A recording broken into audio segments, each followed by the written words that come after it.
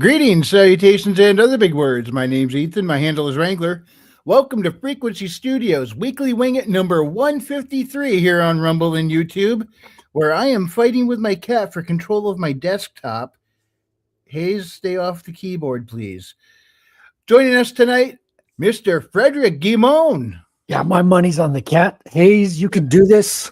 Get control of that keyboard. That's where you belong. It's where all cats belong.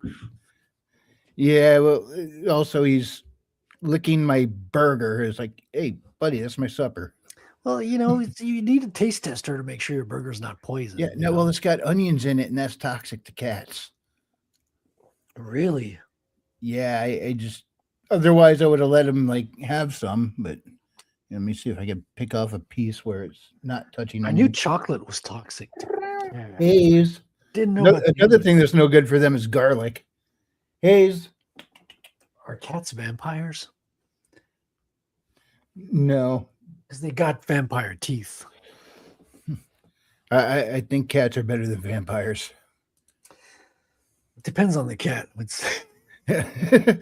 Well, in the comments, we got Clarence Dixon saying, hello. Good to see you, Clarence. Thanks for joining us. Yeah, we have no topic tonight. So if you got suggestions for topics, go ahead and say it in a live chat. We're just here yapping about whatever. Gonna have a good time. Might even mess around a little bit with this video game. I just went blank on the name. I think it's Windswept. Yeah, Windswept by Weatherfell. It's an indie game, just came out a couple weeks ago, and very much inspired by things like Mario Brothers, Donkey Kong Country, all that stuff. Very pixely. Just Ink Nabe 5658 says WTF. WTF all you want. Good to see you. Thanks for hanging out with us tonight. Let's see, what stuff do you like to draw? Well, let me get you up there on the big screen there, Frederick. Yeah, I'm drawing my superhero who's riding a drone today called Rattel. Oh, you can see. That's the one we're looking for. Okay, we switched that over. There we go. That's it. So he's kind of like riding a drone like a skateboard. Yep. B. Grace Combs says, hi. Hello. Welcome, B. Grace. Good to see you. How do you do? Clarence says, let's go. Fire. Yeah, so tell us about Rattel. So Rattel he's kind of a daredevil who's decided to build his own drone to fly across the city and do crime fighting. So he's riding it kind of like a bicycle, not a bicycle, like a skateboard or a snowboard, if you will. And yes, basically a quadcopter that you can manage by shifting your weight around. Just fly around the city of Montreal. And fight crime in the streets, bring justice to all. All right. And Clarence says, I can ride a bike. I can too. You know what I'm even better at than riding bikes? Falling off them. I am great at falling off them. Says, but only electric. Yeah, I haven't ridden a bike in years. I used to ride motorcycle all the time, but that was like over a decade ago. If I hopped on one now, it probably would not be good. I rode a motorcycle a couple of years ago. I just skipped last year or this year. A while back when I was doing construction, but on the other side of the state, we had hardly any rain that summer, so that was my commute vehicle. I saved so much on gas, and I actually looked forward to the commute. It was nice. Oh yeah, it's a fun ride. I'm gonna get a bike this year. A motorcycle. It was a. Trying to remember what it was. It was a little, I think it was 550cc. I was at a red light one day, and this dude in a big truck leans out, goes, brother, you need to get a bigger bike. I'm like, yeah, I wish, Yeah. Clarence likes pups. Oh, too bad James isn't on here. He's got that he's got the doggy ping tuber. You got pulled over on the electric bike? I knew one guy. He got nailed for DWI so many times they took away his license. So then they caught him riding his bicycle down the road, trashed again. And it's like, dude, come on. Can you ride a bicycle under the influence or not? I don't know. Not me. I wouldn't make it out of the driveway. No, I but mean, according to the it is law, considered a DWI in my state anyway. If you're caught riding a bicycle while drunk, they'll still slam you with a DWI. really. Yeah, I mean you're maybe not as dangerous as to others as if you were in a car, but it's still no bueno, and you could really hurt yourself, and it's still possible to hurt others. I mean, slamming into someone else with even just a pedal bicycle, it's painful. Oh, speaking of pups, yeah, Clarence mentioned pups. Here you go, one from space. What's up, James? Hey, James. Hello, Earthlings. I am here to consume your video games and conquer your nations. How goes? Well, our nations need conquering. I'll tell you that. Yeah, right. I think someone's trying to beat you to the whole conquer the nation part. I mean, we're a lot of the nations around Get this in planet are line. kind of hurting. How's everyone doing today? Pretty Doing chill, all right. man. Yeah, I've been playing video games a lot during Yeah. holiday seasons as well. Yeah. Bought a lot of games this year, and I've been, they're all. I've got a long backlog, so I feel like a real gamer now.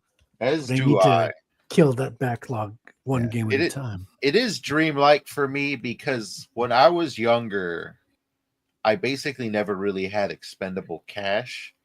So just having a video game was a thing, and I pretty much just survived playing off of free to plays. But now I got like a library of 100+ games. Like, yes, we are here now. We have made it. Steam has made a lot of them very accessible. Yeah, the sales are crazy, like 90% off on a lot of games. I think the most expensive one I bought was $50, and that $50. was Elden Ring, which is supposed to be the biggest, best game of all time. So looking forward to playing that in 26. Righteous. Clarence asks, Clarence says, I will kidnap you and treat you better than he can. Or would you just like 300 pounds of treats? Oh, ye human beings, there is nothing a single one of you can offer that the entire nations of the world cannot. We will get to you shortly, and that for which you have to offer will be held in regards to your overall treatment when we take over your planet. Can you start with Canada?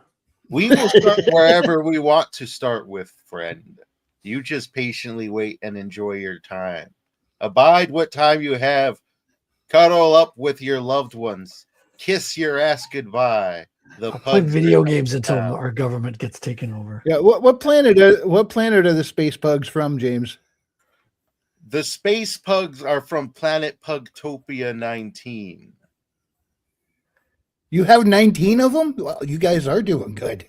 Well, there Yes. could be more. He could not. Doesn't mean he's on the last one. There could be more. You than currently live on Pugtopia 21 if all things go well.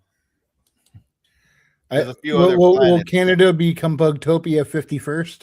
Well, you're never really gonna like. Why would we name a single nation a Pugtopia? That's the planet, and it takes time for you to enter what we call the prosperous Pugtopia phase, approximately 347 hours.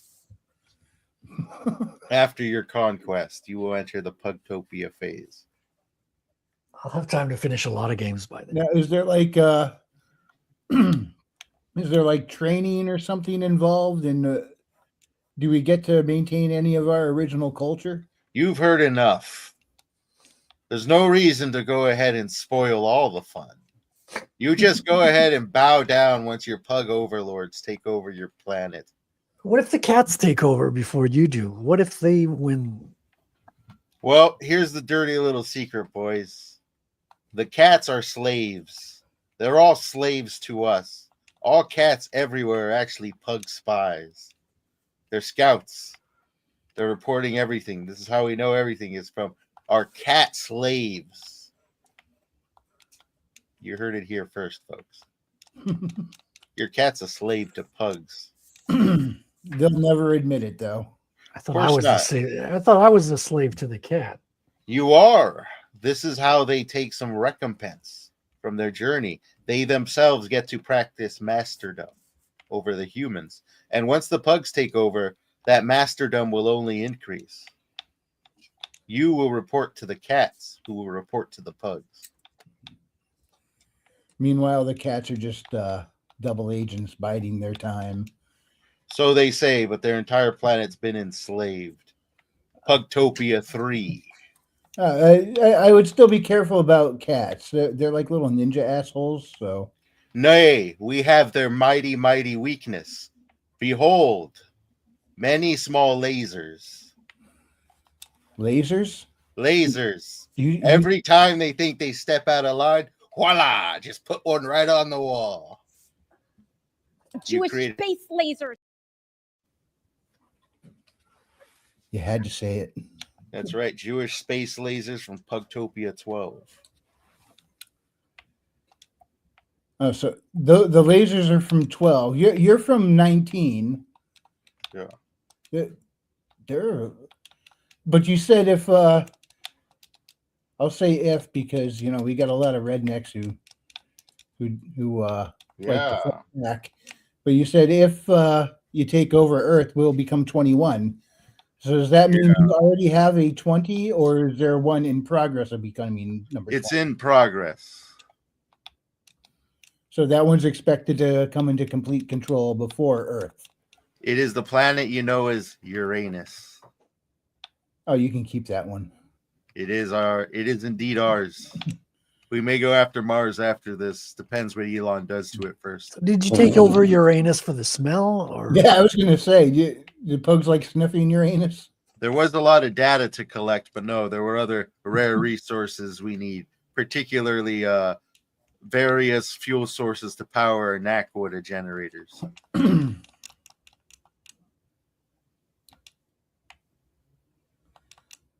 What kind of generators? Nakwoda generators. What do those do? They generate things. That's primarily their source. They generate. I don't know that. Nakwoda generators. That To sounds. generate things. those sound kind of high tech. Of course they are. They got us across the universes, which we will name to something else later on. For the word universe does not roll off the dog tongue well.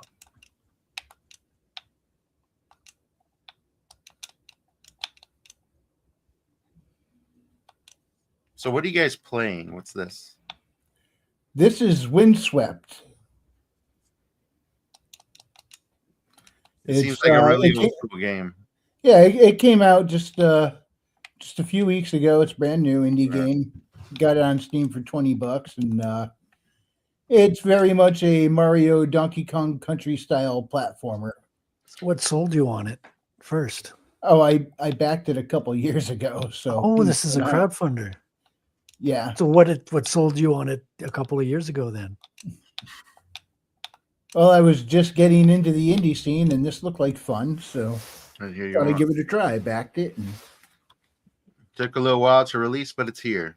$20 is not bad. It's a good price for A game, yeah. oops, I got Is that an axolotl? It looks like it, yeah. What's up, Maji? Hey, Maji. Yeah.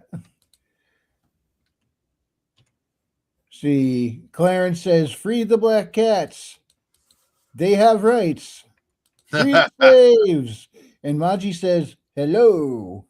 Everybody always thinks you have rights, but it's always who comes down to who's got the biggest lasers. The lasers. Yeah, this rights thing has gotten out of hand. Mini-me, stop pumping the You have the right to be powerful and tell people what to do, or you don't.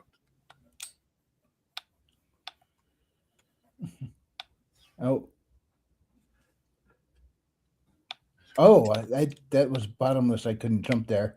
What was it? I think it was a Triple H line years ago in wrestling where he said, Being able to do it is what gives you the right to do it.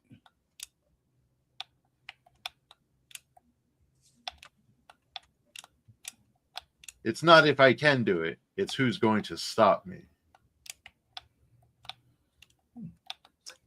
Or as Ace Ventura used to say, somebody stop me. No, that was the But that was mask. the mask. Somebody. Jim Carrey. Somebody stop me. Smoking.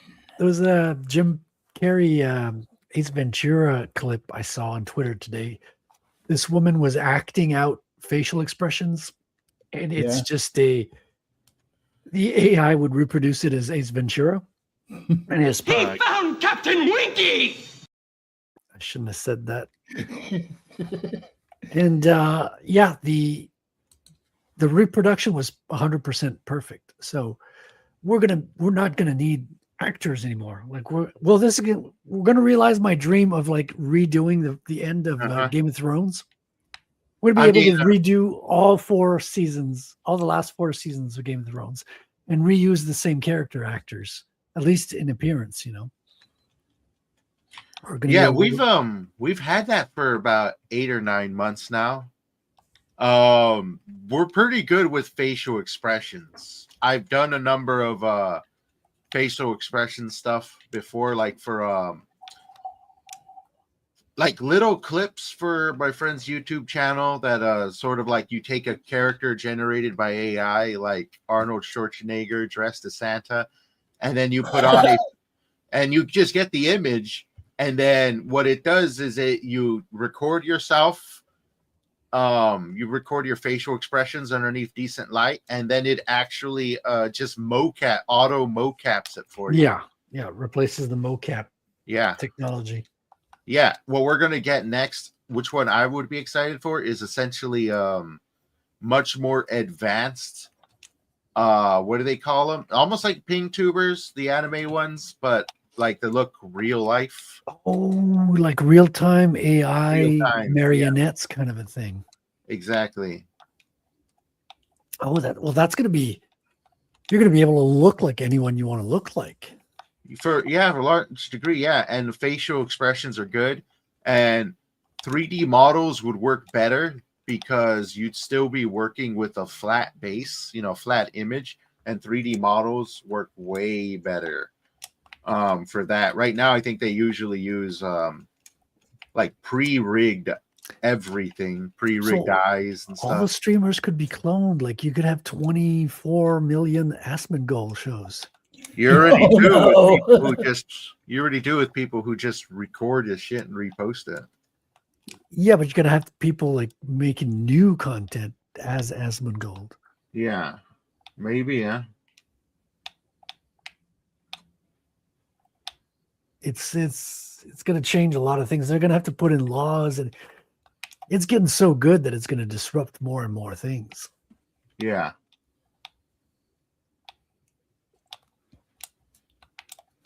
I remember he had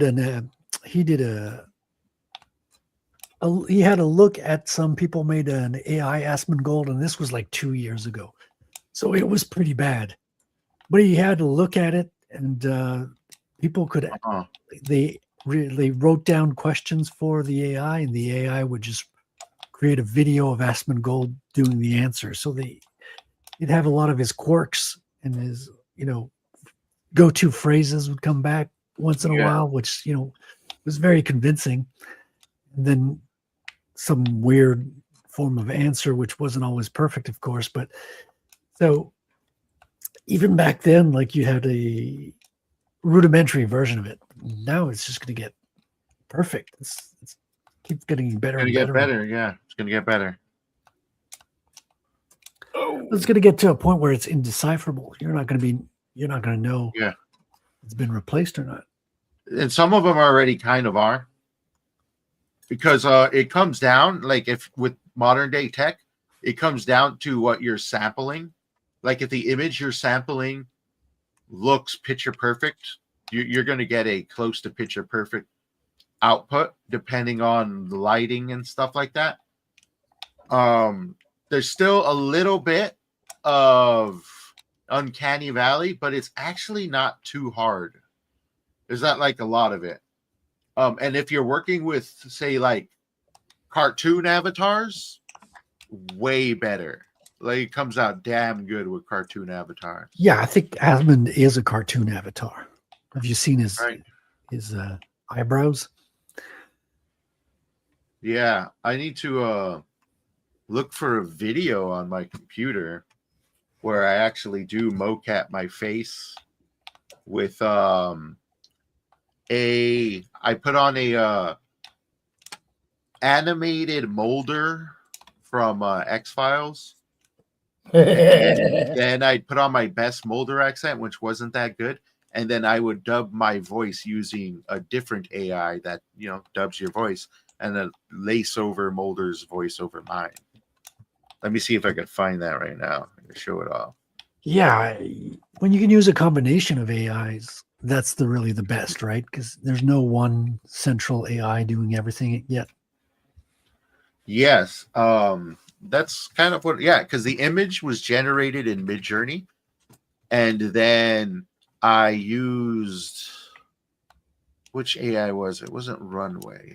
Yeah, it was Runway. I used Runway AI for the facial mocap, and then I used 11 Labs AI for the voice stuff. Yeah, I played with 11 Labs a little bit. Can you add voice samples to 11 Labs and have them generate? Yeah, I know you have. That's how I did it. Oh, I didn't know you could have that feature because I knew you could choose from some of the available voice, quote unquote, voice actors or voice sets. I didn't know you could generate your own. Yeah. I'm trying to look. I found the Trump one, but that's not the one I was looking for. Here's Mulder X-Files. I think this is it.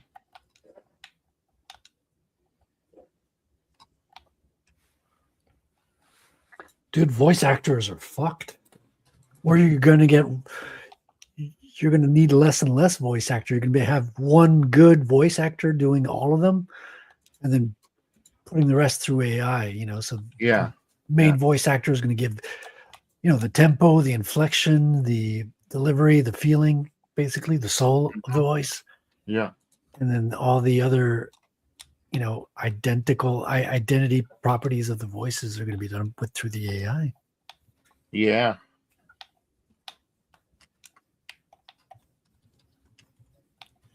Yeah, but it's not quite there yet. A lot of them are pretty good, but even still, like there's like weird unnatural pauses and bad spots and stuff like that, and it is getting better. I'll give it that. Well, that's why I'm saying you use an actor to do the underlying text. Yeah. So the actor is not going to have any of those awkward pauses. You just filter his voice through the AI. So you lose all the weird AI stuff doesn't come through. I've done that before. It does work very well.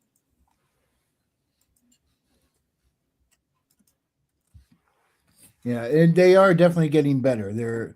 I know I've called it out before, the channel Multiversal Wisdom, where it's Batman going through and analyzing all these other fictional characters and his contingency plans for them, analyzing their psychology and stuff.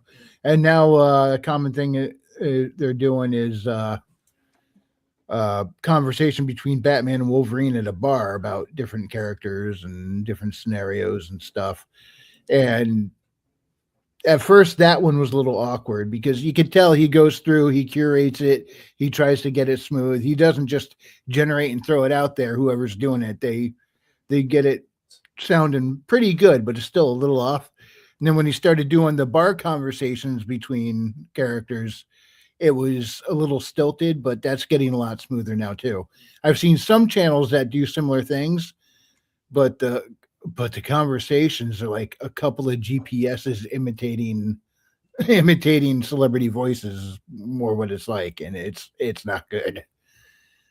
But whoever's running the Multiversal Wisdom channel is really putting the effort into polishing it.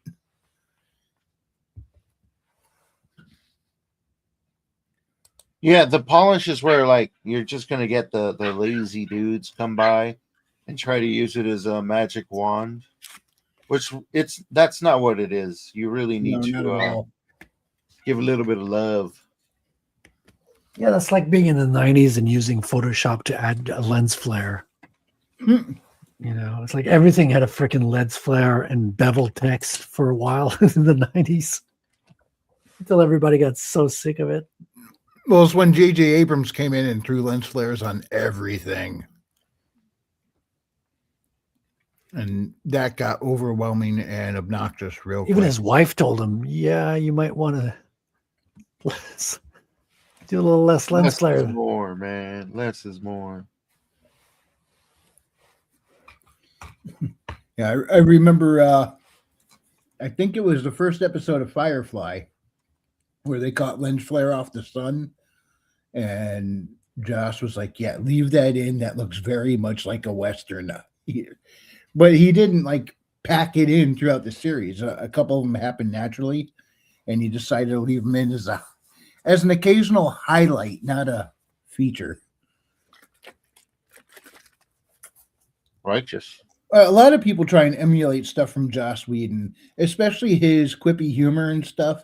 The thing is, they're just emulating it. They don't know when to apply it, when to hold it back. That's a big one. There are times where you let it, just don't put it in there. Let the scene You got to breathe. know when to lens flare. Who misses Kenny Rogers? It was such a big deal when I was growing up, and now he's gone. And I see Wait, that did he a pass lot. away recently? Wasn't long. A couple of years ago, I think. Yeah, damn. Some of the celebrity deaths that made me just drop my jaw over the years because I wasn't expecting. Well, a big one was John Candy. Another one was Chris Farley. I guess Chris Farley we should have seen coming. He kind of went down the same path as John. That was a while Belushi. back, though. Chris Farley, Yeah. wasn't it? But I mean, some of these guys, it was like it seemed too soon to go. I mean, when you get someone like Betty White who finally passes away, who we all thought was immortal, we're like, well, she was 99 years old, just shy of 100. That's not a shock. But when you see guys who are up and comers in their prime and they kick the bucket, it's like, whoa. Like Chadwick Boseman, that was a huge hit to pop culture when he passed. And Who's Chadwick Boseman? he played T'Challa in the MCU. Oh yeah. Yeah, and And, he was damn good at that part. And without him, that franchise fell apart. The Black Remember, Panther franchise. The do you whole guys MCU fell apart on its own. But do you guys remember George Burns? yes. Everyone was expecting him to die for decades. It's like, he's still around. He was like the comedian that would not die, man. He was like, I think he ended up going like over 100. I think so. Another one was Abe Vigoda. There were actually like websites like tracking, is he dead yet? How many times is he? Because he was reported dead many times before he actually died, and he even spoofed it in a commercial once. He was in some commercial where he's like, I don't even know what it was for, but he like rolled his eyes and went, ugh, I should have been dead years ago, But when he finally died, I think it was like one of those nobody believed it at first because there's been a death hoax on him so many times. Oh, one of those, huh? Yeah.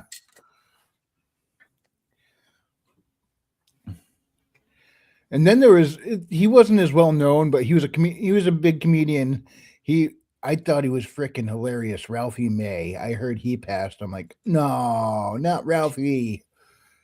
That But dude he was like hilarious. seriously overweight though. He lost some pounds, and then did he come back up again, or I don't remember. He was on was it called was it The Biggest Loser? Or was something else? It was one of them weight loss shows. He was on there, and there's like, I didn't care to watch his weight loss shows, but Ralphie's on there. It's going to be fun now. Okay.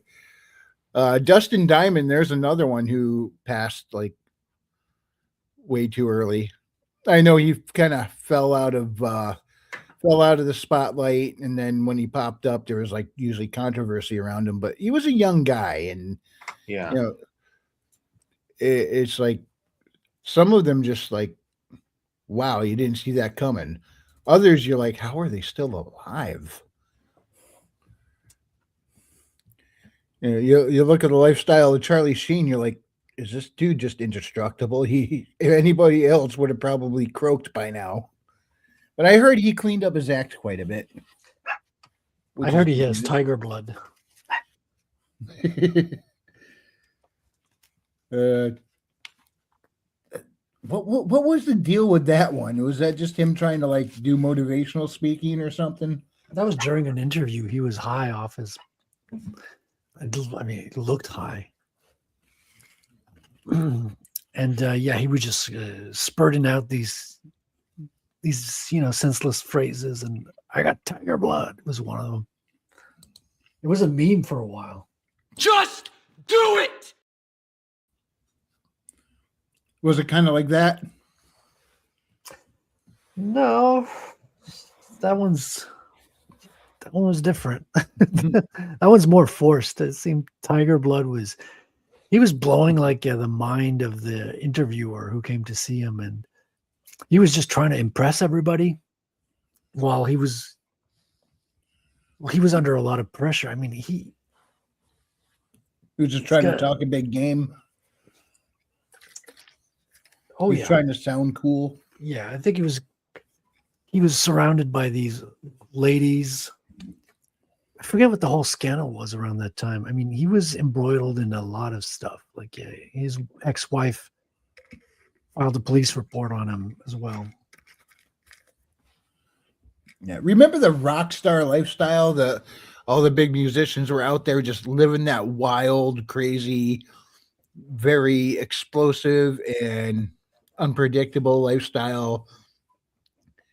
And that doesn't seem to be a thing amongst the music bands so much anymore, at least not publicly. I mean, it used to be almost bragged about that they were living this way. Well, it's different now because you got cell phones everywhere. Yeah. So Maji says Dick Van Dyke can still dance at 100.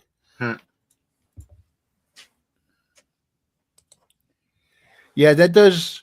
When everything you do is on camera coming from somewhere, no matter what, that does tend to get people to start chilling out. I mean, I'm not condoning the classic rock star lifestyle. Clearly it's not healthy and it's not good for your friends, loved ones, or people around you. But it's like people seem to have been declawed, so to speak. Put it in pug terms. Is this part of the plugged up plot to take over and get everybody docile?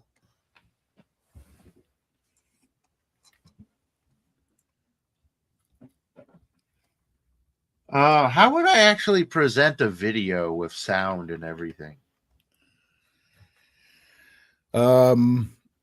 Usually just share screen and I can add it in, but that's kind of hit or miss whether the sound comes through with it.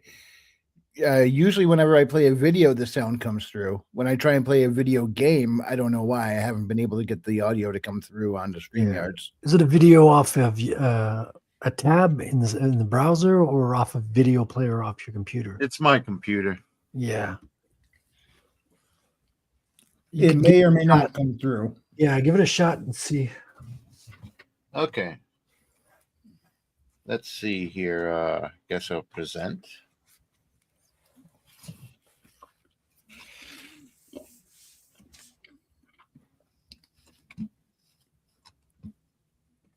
I'm watching and awaiting. As soon as I see it pop up in the lower screen, I'll hit it onto the stage. Okay, they got video. You know what? Give me a second because it's actually like 3 separate videos, and I don't want to be like, oh, check out this. Okay, give me another minute and a half so I can load this one.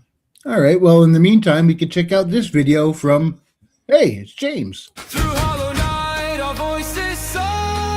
We roam no more, our spirits roar. In dust and shield, our hearts burn free. We sing the spark of destiny.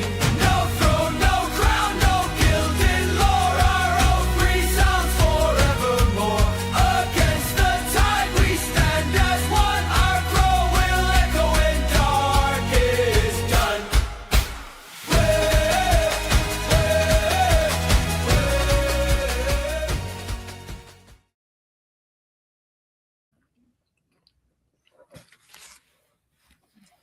The Evergreen is on Substack now and Royal Road. Check out worldwithoutend.com or worldwithoutendlore.com, I think it is, James. That's right. Sorry, I'm like busy with the video thing right now. Yeah, you got to No add the problem. lore at the end. Worldwithoutendlore.substack.com. There it is. I knew there was more I was leaving out. But you can also find that on Royal Road as well. What's Royal Road? It's another author's website like Substack where you can go on and read people's stories and everything. But Another one? yeah, I've not checked it out myself yet. I probably should be on there, so I need to go check that out sometime sooner rather than later. There's too many websites. Maji says, if I stopped talking, I passed out because of the Sandman. Yeah, did you just get off work, Maji? This time of year, you must be wiped out after. Yeah, it's the worst time for retail. Yeah, I don't think she just stands at a register. I think she has to do a lot of semi-administrative juggling. And she probably has to listen to would Mariah not- Carey as well. Oh no!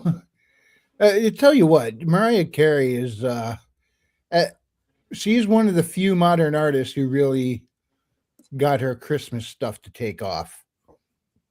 Because there's a lot of modern music artists who've taken a swing at making Christmas songs, and people are like, oh hey, cool, check this out, and then they forget about it. Mariah Carey's Christmas music has staying power. So I will give her props to that, but I can only listen to so much of it. You know, at a certain point, it's like, okay, I'm done. Faith Hill took off too for a little bit, but it turns out the Christmas song she sang that took off was written by Mariah Carey. So she's almost cornered the modern Christmas music market. Yeah, Maji says, yep, she's got to do all that juggling. Yeah, I do not envy your position this time of year, Maji, but thanks for hanging in there and keeping the commercialization of Christ's birthday afloat. Wait a minute, that sounded wrong, didn't it? Sounded sarcastic, just a smidge. Yeah. But seriously, if it wasn't for the Christmas season, I think our whole economy would have collapsed entirely. It's probably keeping our economy on life support. Black Friday. Is that because the first time in the You mean Wall Street's economy? Ledgers go into the black? She says, "Got to show my boys some love."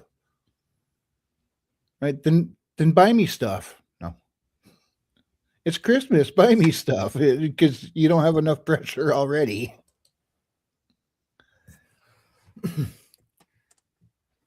Now, hopefully by next Christmas, I'll be able to be giving out gifts of The Legend of Shalar by Maji.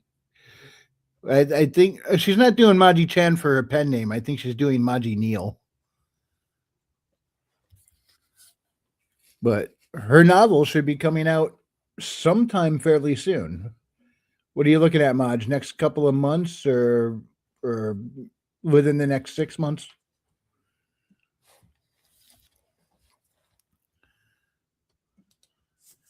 She's pretty close from what she's been saying recently. But then, Otter's been pretty close for, it seems like the end, you feel like you're right at the end, but that part can last a long time. Oh, next month or February. Yeah, it can. That last month can really, it's done. Yes. Oh, it's done. Done. She says either next month or February it's going to be released. That's cool. Maji, we are going to have to shill that everywhere. You're going to have to go on Royce's show now. Yeah.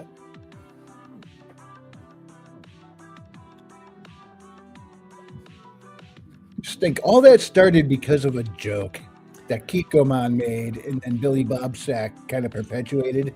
A big It's troll. supposed to be just a short story as a gag, and it turned into a full-blown novel. Waiting on font for the cover. That's it. That's pretty close. I cannot wait. I can't wait to see the cover. Maji, will you do a cover reveal with us when you're ready?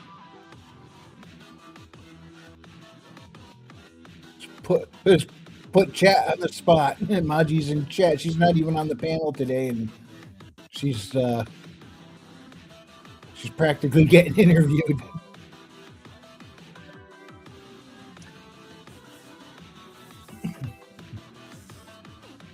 Having a book come out is pretty exciting. Yeah, yours is going to come out like a month or two after hers, right? Yeah, I'm aiming for March if all goes well. Nice. Now, is this possibly going to be another card, or is just art, just some art for fun? So this is art for fun. I've been doing art for fun the past couple of months, but that doesn't mean you can't use it for something. Yeah, you still like throw it all over social media and use it as promotional material. Yeah, I'm always sharing what I do online when it's done. I like to post it. But it could be website art after that. It could be find its way inside of a book. You never know. It's hard to predict. Or it might not, some of those hit the cutting room floor. That's the reality of it. But if I was going to do a trading card, I'd do a smaller, because if it's too big, you lose all of the details when you reduce it. Oh, the Lord Otter liked my comment on Twitter. Cool. Oh, speaking of which, Otter, what's up, man? Kind of an odd coincidence. You mentioned that, and that's right whenever I'm joining the I back. summoned the Otter. I know, right? That faucet ferret, that water weasel. I know, right? The round snout. Maji says her friend made the custom border by hand drawing. Nice. Okay, so I quickly edited this video together. If I upload it to YouTube on a and send you a link, can you play it? Absolutely. Cool, I'll do that. Christy has joined us. What's up, Christy? She says, howdy. Howdy, Chrissy. How you doing, Otter? Nice to see you, man. Hotter. I'm doing all right. Been a little bit sick for the last week or so, but I'm on the mend. I'm starting to feel better anyway. You're on the mend or the meds? The mend. Oh, that's good. Both. Good. Slowly Yes, getting both. better. That's good. Good to hear. Have you been writing that cowboy book you've been kind of talking about a little bit? You've been doing research with comic books and movies.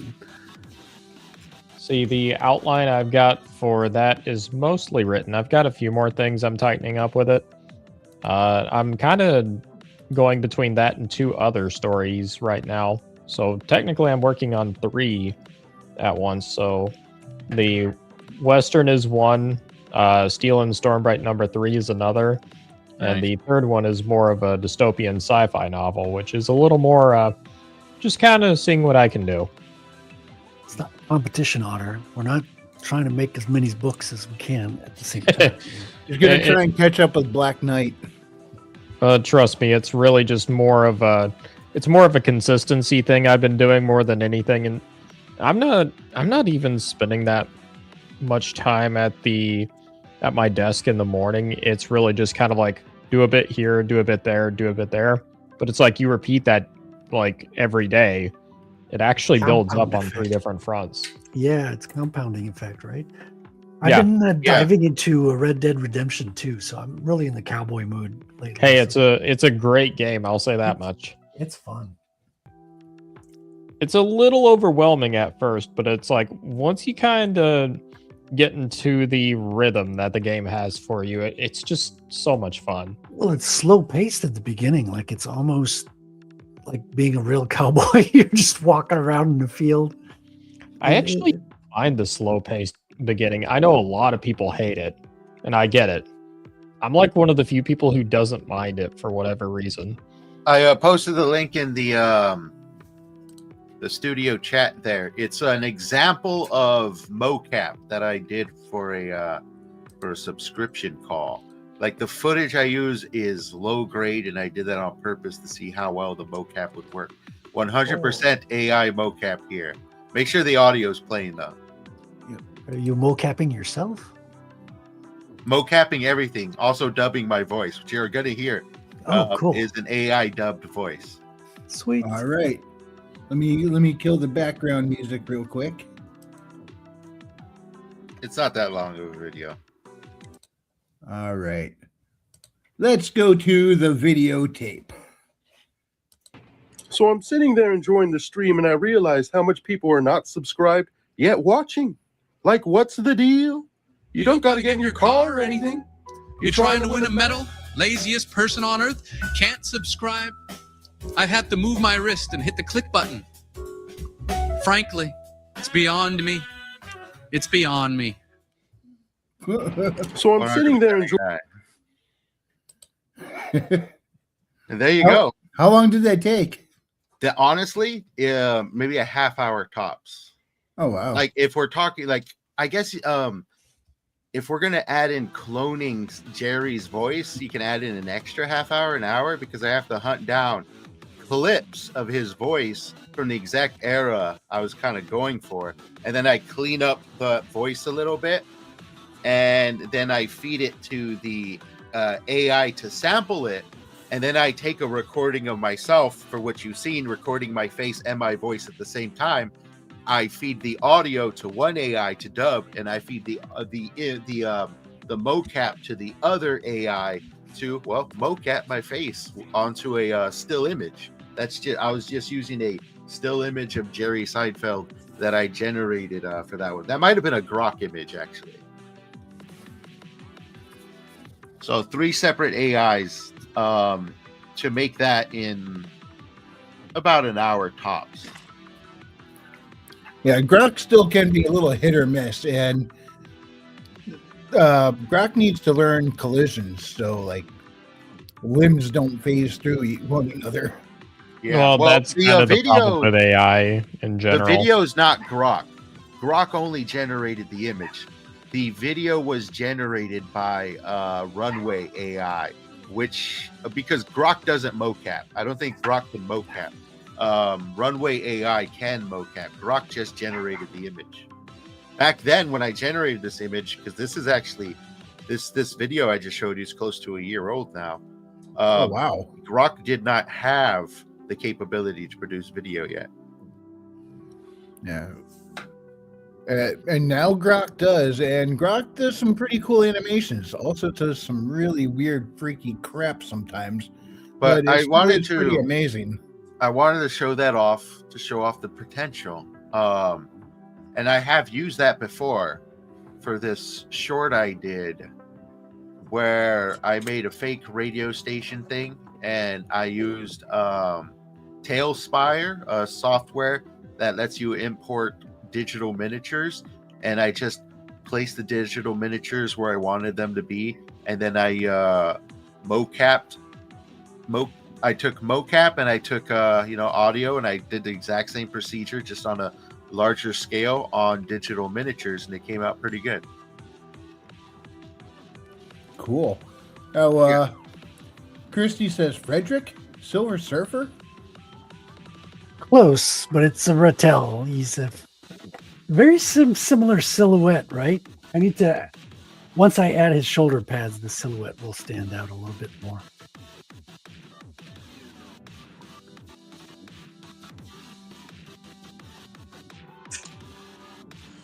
I am now in 2 places at once.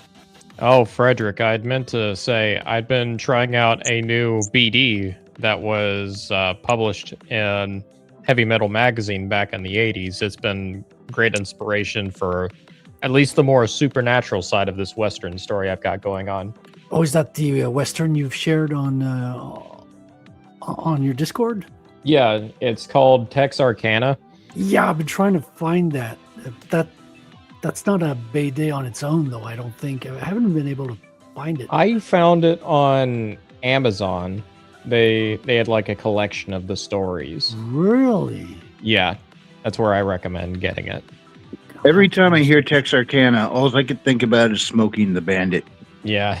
Well, it's very much a play on words because it's Arcana technically instead of Arcana. So I guess you could say Texarkana, but I just say Texarkana. And it's basically just town in the Old West. Let's throw in vampire, werewolves, occult magic, and have everybody act like a 19th century political cartoon. It's great. It's really Don't forget fun. to add in Sheriff Buford T. Justice. It's funny because there's like a disclaimer from the author saying like, oh yeah, just so you know, by modern standards, this is like filled with stereotypes. He's like, I don't regret this. In fact, the only thing I regret is that I couldn't include stereotypes for absolutely everything and everyone. Funny. That's inclusivity, so I they know. can't complain. That was Yeah. his point actually, which was make a stereotype out of everyone. Yeah, Frequency. no preferential treatment with the I stereotypes. put up an example there of mocap on digital models. If you want to play a quick 30-second clip there. All right, give me a second. I'll throw that on screen. Thank you, sir. Sorry if I derail the conversation, but It's called the good Wing show. It.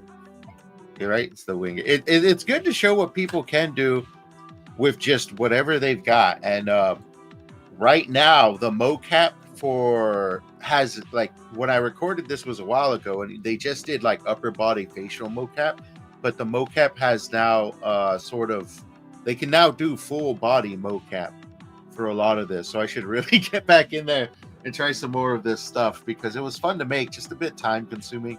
And I'm always just moving from like one little project to the other time to time. Yeah, Oh, this one plays it from the beginning? Oh, okay.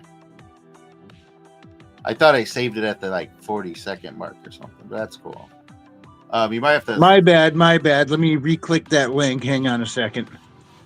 I thought I messed up and I grabbed the slider and put it back to the beginning. I mean, I don't mind if you play it from the beginning, but you know, I don't want to respect. I want to respect everyone's time. Respect my authority. Right?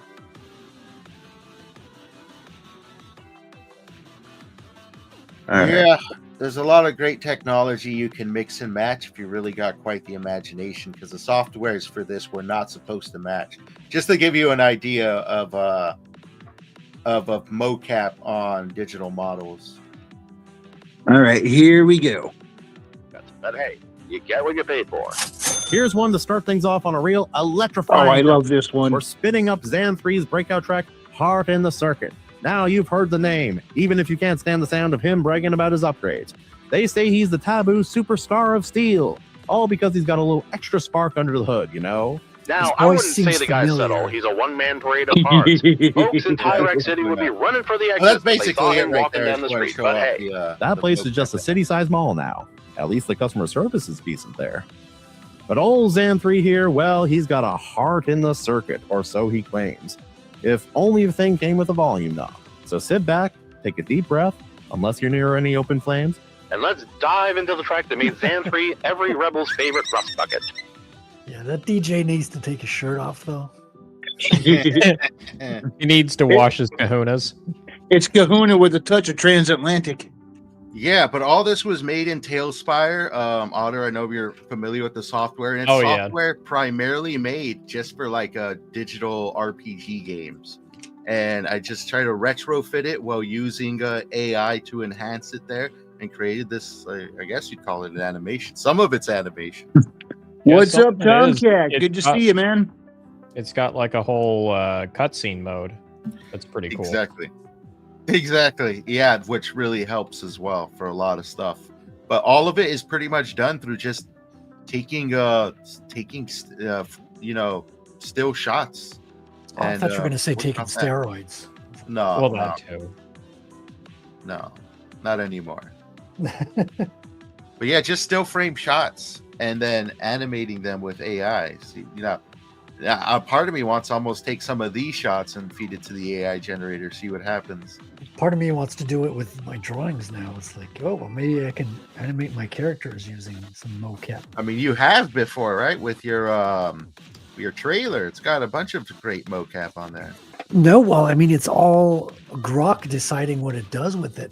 yeah, Best true. I can do is try to give it a prompt, but to be Yeah. honest, it's so hard to get it to do what you want to do with Grok. You either, it's like winning the lottery, like you're pulling a lever and you're hoping for the best. Yeah, dog. Yeah. I need to reincorporate some of this technology because there's a lot of good stuff you can do with it. And animation, man, people love it. Speaking of your trailer, Frederick, I just realized I forgot to upload that shorter version you sent me. I do have it, but I forgot to put it on here. Well, But we'll technically, run it's the- not shorter. It's just more recent. I Yeah. tried to make it shorter and failed horribly. It's exactly the same time. It's just, I cut out the intro and put more voiceover. But I do have your original, so if you want, we can give that one a run. Let's do it. We'll do it live. Thank you all so much for coming on tonight. I really appreciate it. I especially appreciate Frederick Gaumont. I'm just going to call him out tonight because, I don't know, I want to make everybody else jealous. And also, he's got a great name. Thanks for coming on, everybody. Frederick Guimont. Okay, that is actually a really cool scene. I really like that. That's cool. Damn. That looks really cool, Frederick. Frederick, what are you working on right now, man?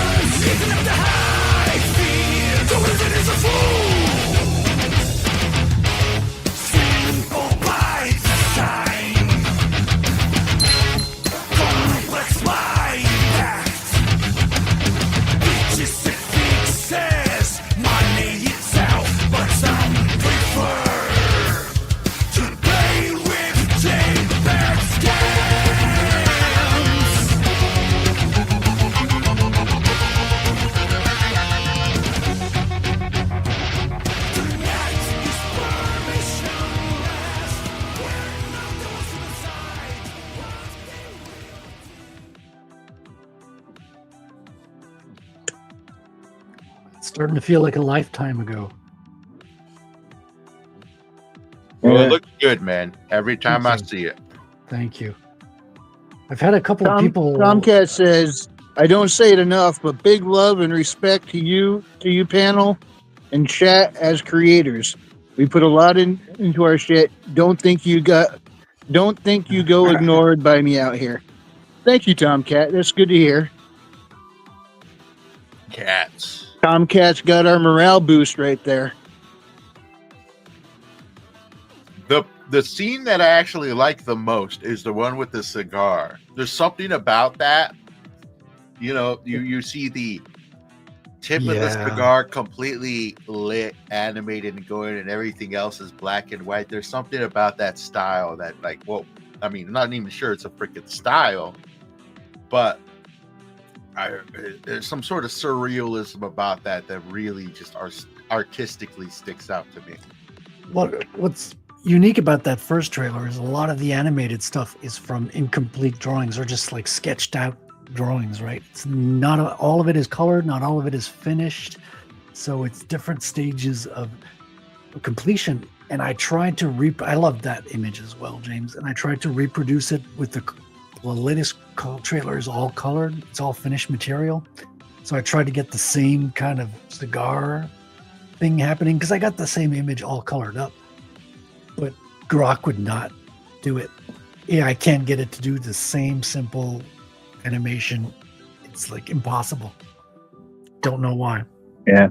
Just to clear up some confusion, Christy can't see Tomcat in the chat.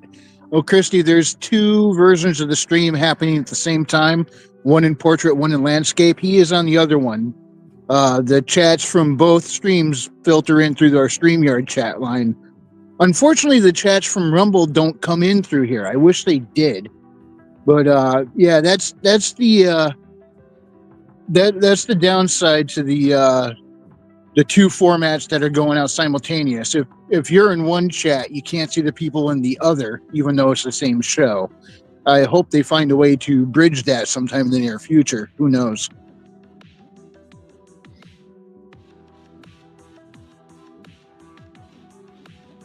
That's going to be difficult right there because, like, essentially what it's doing is it's creating 2 separate streams.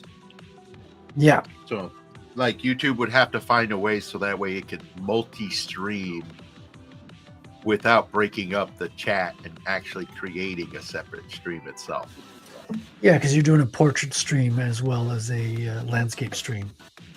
Yeah, and either way, it pops up and it has the YouTube symbol on it, it's letting you know this is from the YouTube show. But there's 2 different YouTube live chats happening simultaneous. I really do wish the StreamYards would let us see the Rumble in the lineup as well, because we are on Rumble right now, but I can't see the live chats over there. Now, typically the Rumble live chats aren't as active as the YouTube ones. They used to be a little more active, I think. But the fact that I keep missing chats that would happen over there and I don't get to address them, and they're not as likely to stick around, or they came over to YouTube instead. So it makes it tough to build up the Rumble channel. But you really we're have to still keep on an there. eye We're out on Rumble Live. those. What was that, Frederick? You have to keep an eye out on a separate window, separate tab for the Rumble chats, or else you just can't follow. I was doing the same thing when I was streaming on Zapstream for a while. I had to have another tab and I'd check in periodically. Okay, we got a new one, or we don't. And I had to check in, or else you'd miss it. Yeah, and as soon as I go back inside to the keyboard, I'm going to pop it up and take a look. King Bawb used to pop up on the Rumble chat quite a bit, and I wouldn't know it until like an hour later. Now he just comes on the panel and gives us all the 5th degree.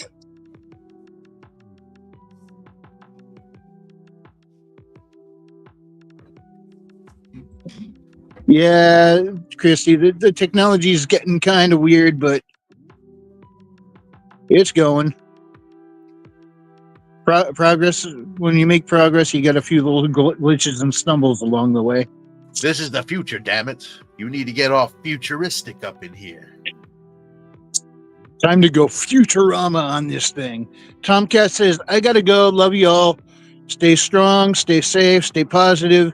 Keep being you and keep doing what you do. Thank you, Tomcat. You have an awesome night, man. Thanks for stopping in and hanging out with us for a bit. Spy on the humans for us and report in. And bring me fish. Lots of fish. Tomcat's a cat. He might eat the fish before it gets to you, Otter. Well, maybe he can spare the clams. Do the space pugs have any interest in working with the water weasel mafia? Don't worry, I'll make them an offer they can't refuse. No, is the short answer. Ha ha ha ha ha! You fool! Is the You long answered poorly. We got What Jewish. is your name? What is your quest? What is your favorite color? The answer? No.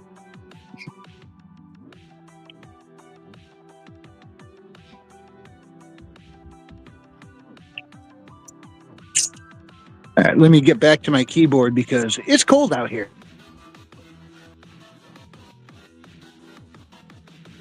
Would you say, baby, it's cold outside? I would. Oh, okay.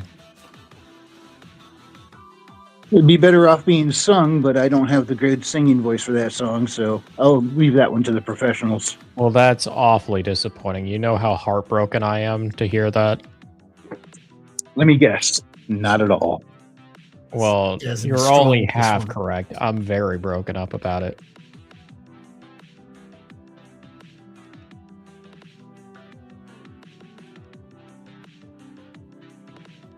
Maji's saying this one dog pony show avoids rodents or they flood your ex with otters. Yeah, that's totally not intentional at all. Oh boy.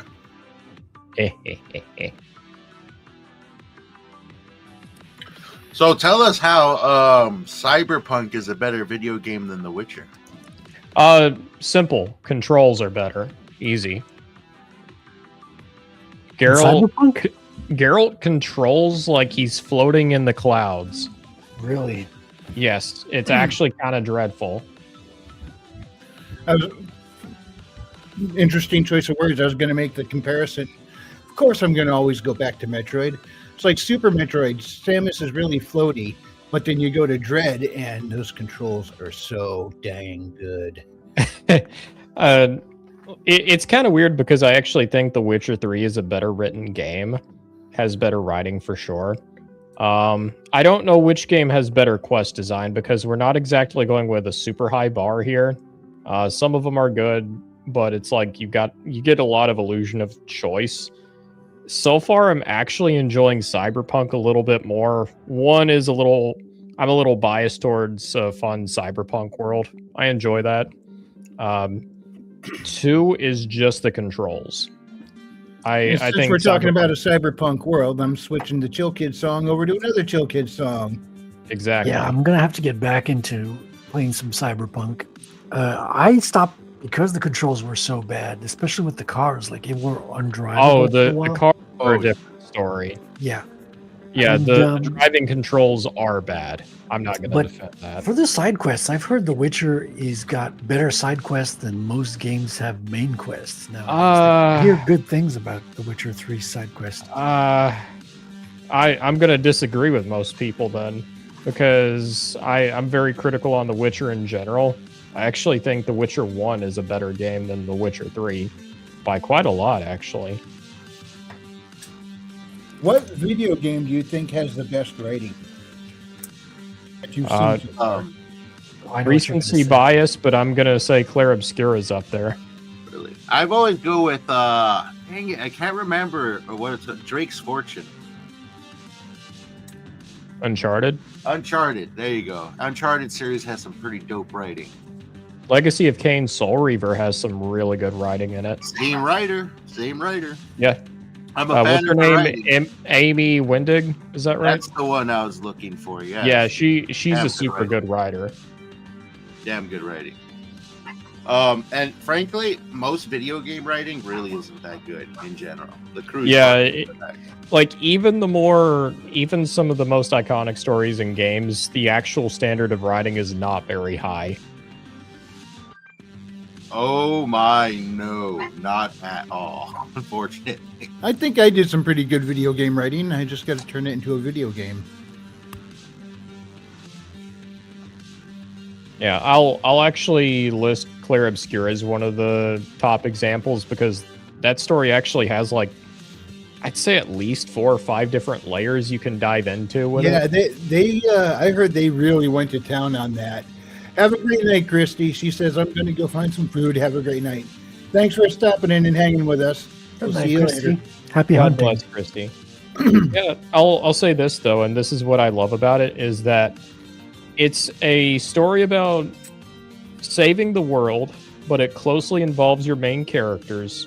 And the world building is also using a lot of personification for characters. So it's like environmental storytelling. It directly feeds into like named characters. It tells you more about them.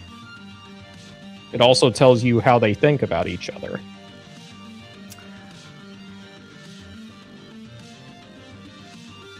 I also want to let everyone know that none of us instantly said any Hideo Kojima games.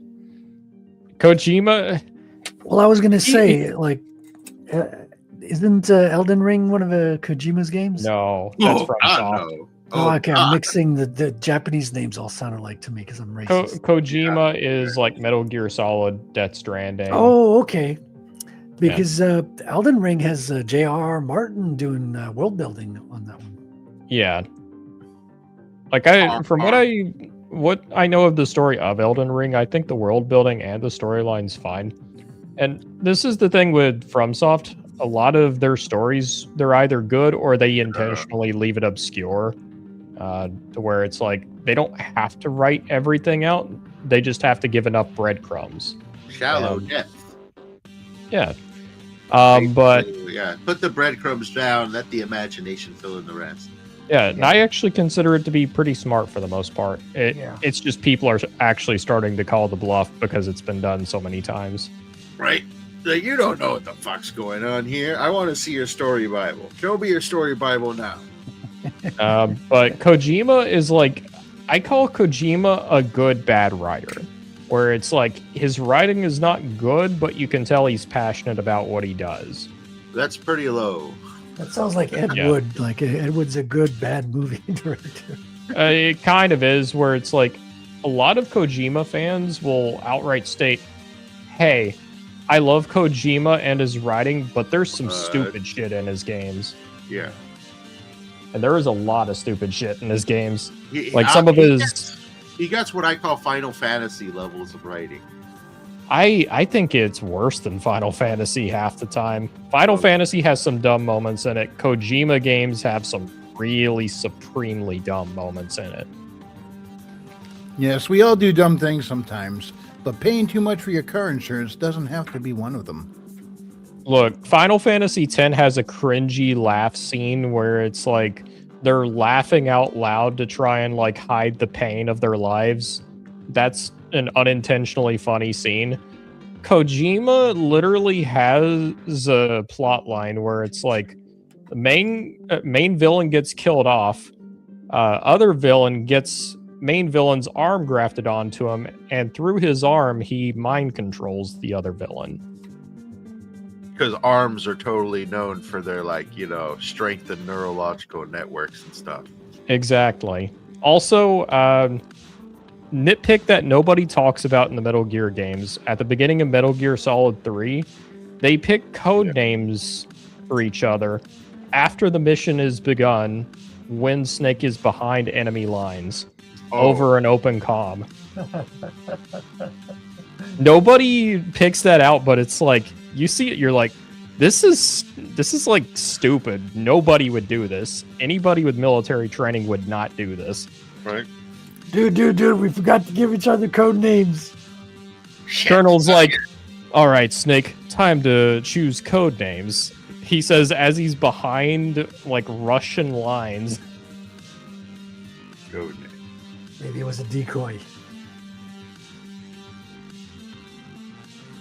That's pretty funny. Yeah. And his character names are stupid. Okay.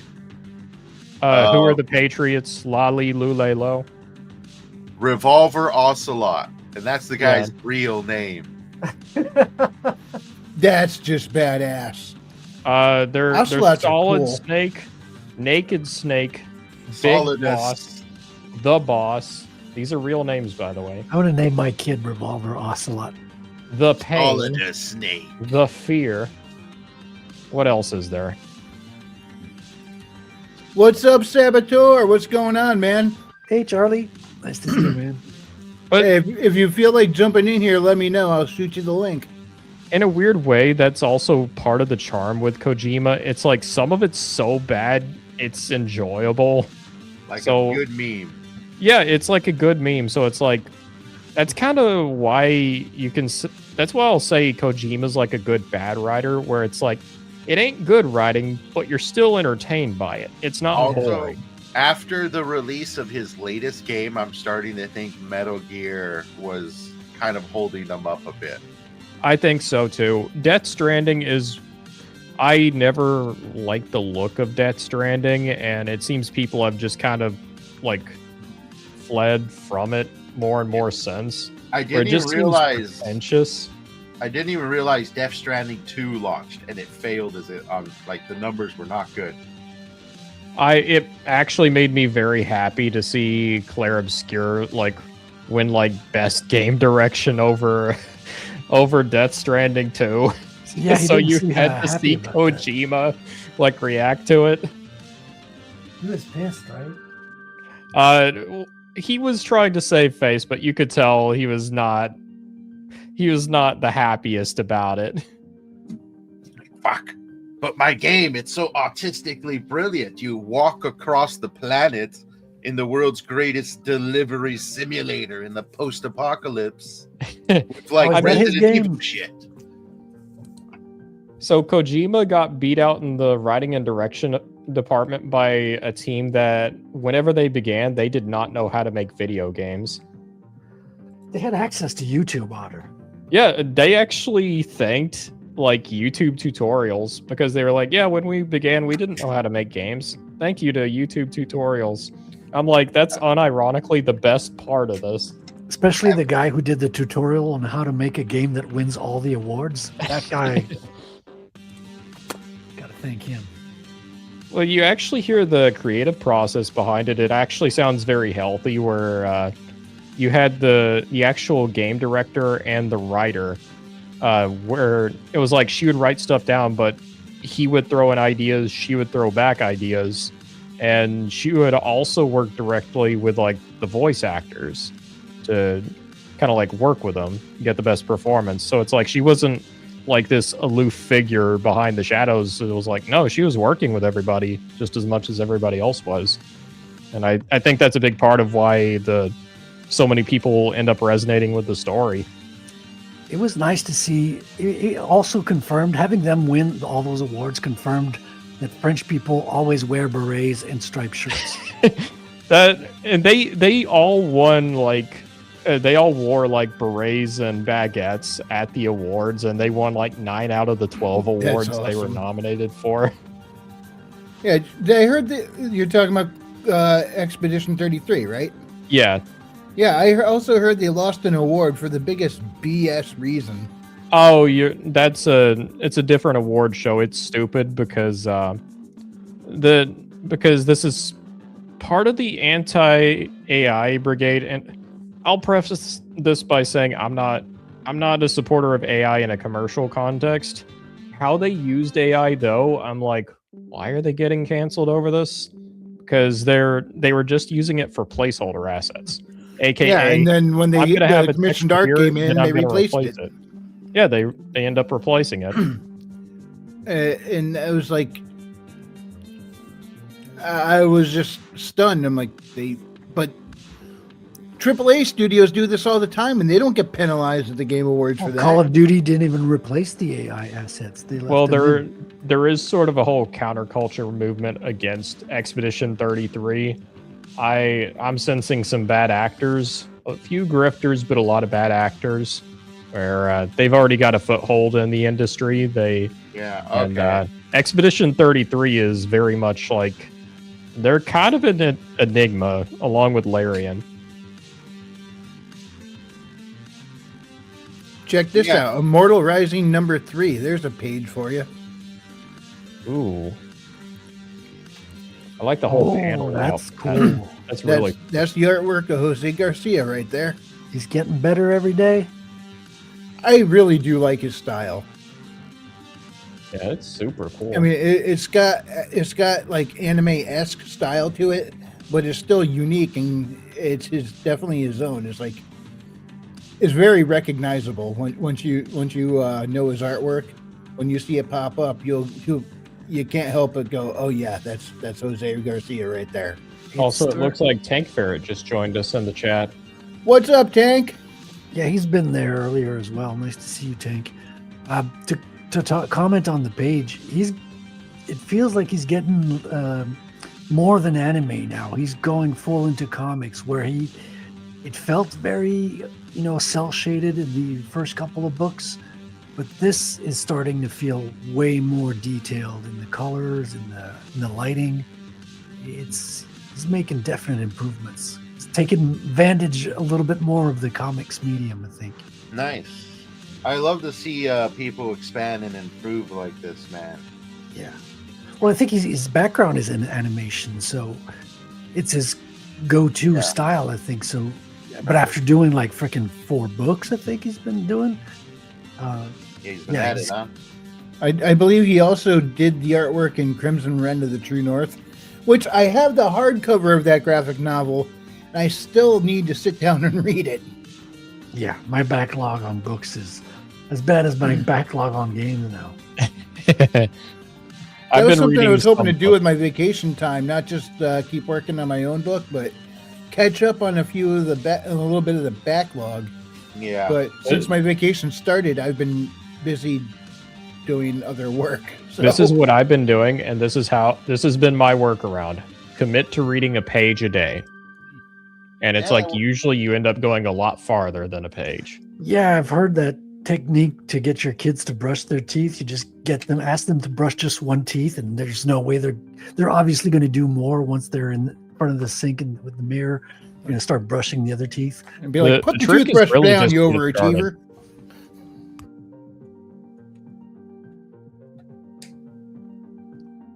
Say that one more time, Frequency. I said once they start brushing their teeth, you're like, put the toothbrush down, you overachiever. Oh. Yeah, but that's also been my technique for writing lately, is just get started on a few different ones. If you want to go farther with it, go farther with it. But there's no obligation. Yeah, at least you did something. Even if it's just a little bit, it's moving forward every day. Well, I've heard a similar principle with like exercise and working out, which is like, even if you're just doing a little bit, it's better than you skipping working out entirely.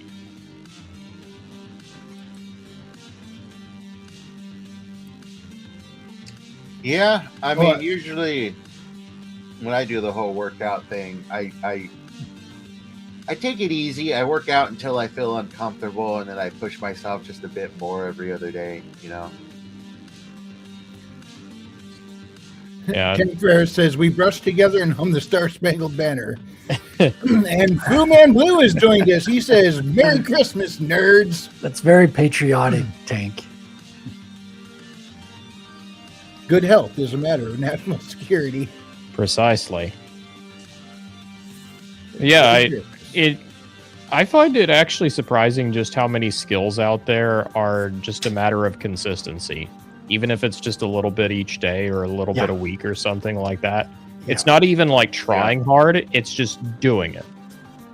Yeah, you gotta make it a habit. Yeah. That's the tough part, getting over the bad habit of procrastination.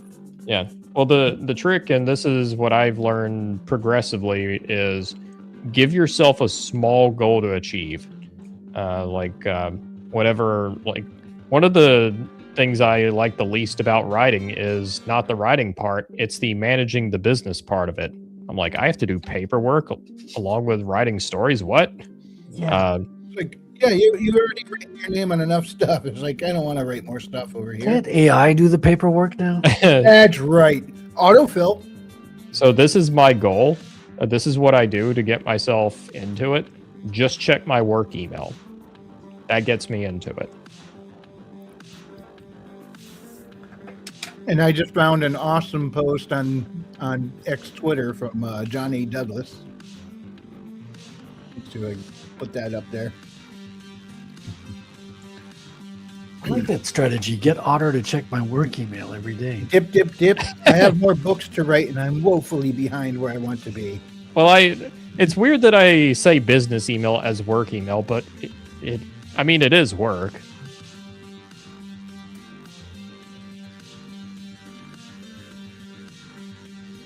That it is. I will say this. This is one thing I'll actually give Cyberpunk. It's actually made me want to try and go back and read through Neuromancer. I've had a couple of times where I've tried to read through that book and I've had trouble getting. Oh, I'm not going back. It's not the easiest book, to be honest. I've read it already a couple of times. It's a book where it's like you can see where the tropes came from with that book. At the same time, it's like whenever William Gibson says, I watched Blade Runner and it felt similar to my book, so I rewrote it 12 times. I'm like, I believe you. That's how the book reads. Well, it's not just the tropes that he came up with. He came up with the actual vocabulary. Like cyberspace is one of his words. Well, he came up with the term cyberpunk. Yeah. Huh. Oh, Full Man Blue. He's an example of identity politics done right. He says, this message identifies as a $100 super chat for Wrangler. You can take that to the bank. I would recommend Otter, though, if you have not read it yet, read Snow Crash. I've heard about Snow Crash. That's where the main character's name is Hero Protagonist. Yes. But it's spelled Hiro because he's Japanese. Yeah, like totally not a play on words. Yeah, I've heard good things about it. I've heard both from you and a couple other authors, where it's like, if you want to get into something like Neuromancer, but Neuromancer is a bit too rough around the edges for you, read Snow Crash. Yeah, well, Neuromancer's, well, especially if you've read it already, it's a bit more abstract. Snow Crash, it's much more of a fun read. You actually have like battles in 3D cyberspace. I don't know if they call it cyberspace, but they have like fights in the game environment. Yeah, like for me, Neuromancer is like, I get the ideas behind it. Like it has that edge you see in so many like cyberpunk movies and books. It's just how it contextualizes it is so like it just feels like he was super baked when he wrote it, because I can't actually visualize what you're trying to tell me. It doesn't get much better either. I'm just being honest. I remember though it came apart in the story near the end when he runs into these individuals, 3 of them in a room, and then they just basically fill him in on the plot. Never have I wanted to get into a book more than I did with Neuromancer, because I like cyberpunk as a genre. I think it's a lot of fun. William Gibson's tropes are all over the place in the genre. And it's like he's a super influential writer. It's just, man, you can tell that's the first book. Yeah, very first bookisms.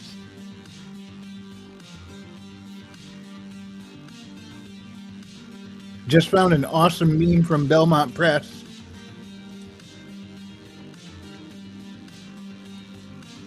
This is your boat. This is your boat on drugs. Any questions? I have many. I saw the footage on the news where one of the drug boats got struck by a Hellfire, or what's most likely a Hellfire missile. And I'm like, they replayed the scene. I'm like, there they are, just kind of cruising along atop the water. And then, boom, there's an explosion with a tiny little bit of a contrail. And, like, backing it up, watching it slow-mo, you cannot see that missile until it's hitting them. It's coming in that fast. So I hopped on the computer, started doing research, because I'm like, if my characters are in a boat and a missile like that launches at them, could they survive? Could they catch that thing coming in time and to get off, to jump overboard? And it's like, not really, no. These things are like, they're about 5 inches around, and they deliberately launch at an angle. So, like, if you look up at it and it's in the sky and it's only 5 inches around and it's coming straight on, you're not really going to see it. Well, and they're going faster than the speed of sound, so you get no audible heads up that something. If you're in an action movie and you're the protagonist with plot armor, you can jump out just in time. I mean, it is within the realm of possibility for, someone to catch a glimpse like, oh crap, and they got about 2 seconds to dive overboard. And even then, the shockwave through the water might knock them out and they'll drown. But those things are no joke. Because I'm like, what if I was writing a scene and characters on a boat with something like that coming? And I'm like, not even my empaths would pick it up, because whoever's launching that is probably sitting about 3,000 miles away in a control room hitting a button. So it's like, that doesn't look too good. It's like, Spider senses might do it, though. Spidey sense would pick it up, but my bullet dodgers probably wouldn't be able to get out of the way in time, you know? And even my impasse, the person hitting the button is nowhere nearby them, so there's nothing for them to pick up. Thank you, Fu Man Blue. And unless one of them happened to empathically entangle with that individual who happens to be hitting the button, likelihood 0. So yeah, those things are like no joke. My superhuman characters would probably survive the blast, but they would be seriously injured and need immediate medical attention if they don't want to succumb to the wounds. So it's like, yeah, I don't see a scenario where it's likely. I don't see myself writing a scenario with them on one of those boats unless I'm looking to kill them off or have them severely injured. Well, they better not transport drugs to America. That's my advice to them. All right. Fu Man Blue says Tomahawk is subsonic but still very fast. When I was doing the research, they were saying it was most likely a Hellfire, which is hypersonic, and so they don't hear it coming. But it gets there before the noise does. Look on the bright side. I don't think they have a chance to suffer before they die. So. Always look on the bright side of It's a very thin silver lining, but something. I don't think so at all. Life's a piece of shit when you take a look at it. When you are offered the opportunity to be eradicated in an absolute instant before you know you're dead, you're sparing yourself a lot of pain and suffering there. Ever seen a man die of cancer? Now that's fucking merciless. Put a bullet through that guy, man.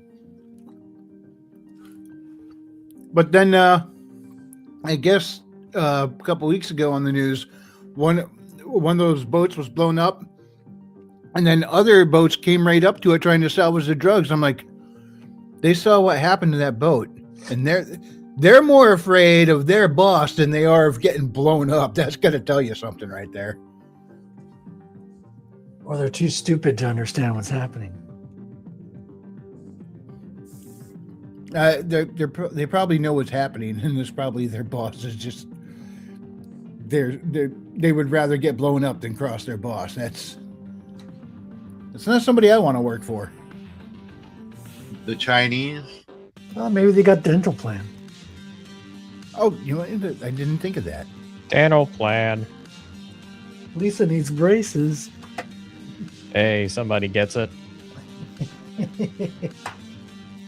That's old school Simpsons.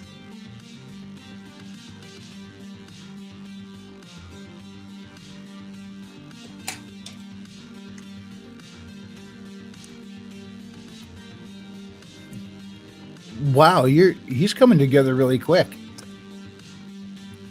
Yeah, I'm kind At of the start of the show, he didn't even his outfit wasn't even recognizable. Now most of it's there.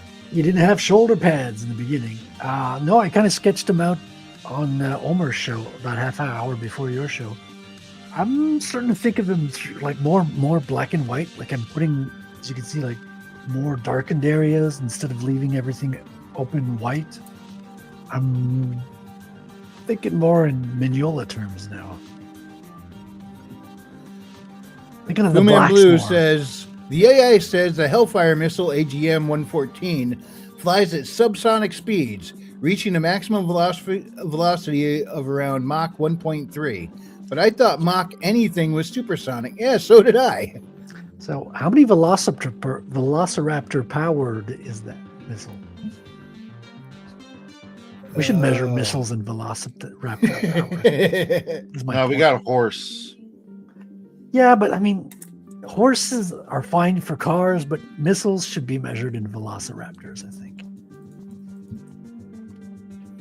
That's my 2 cents. Well, but we don't know. I like the idea. It just sounds cooler. How do we even know how strong velociraptors are? I don't know, but if we measure them in velociraptors, does that mean Chris Pratt can talk down the missiles before it blows up? Yes. Well, And clearly. like horsepowers aren't even to the power of a horse anyway, James. It's like it's absurd.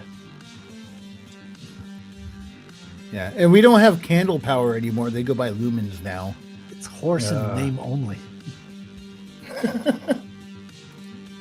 Fu Man Blue is on your side there, Frederick. The Missile Whisperer.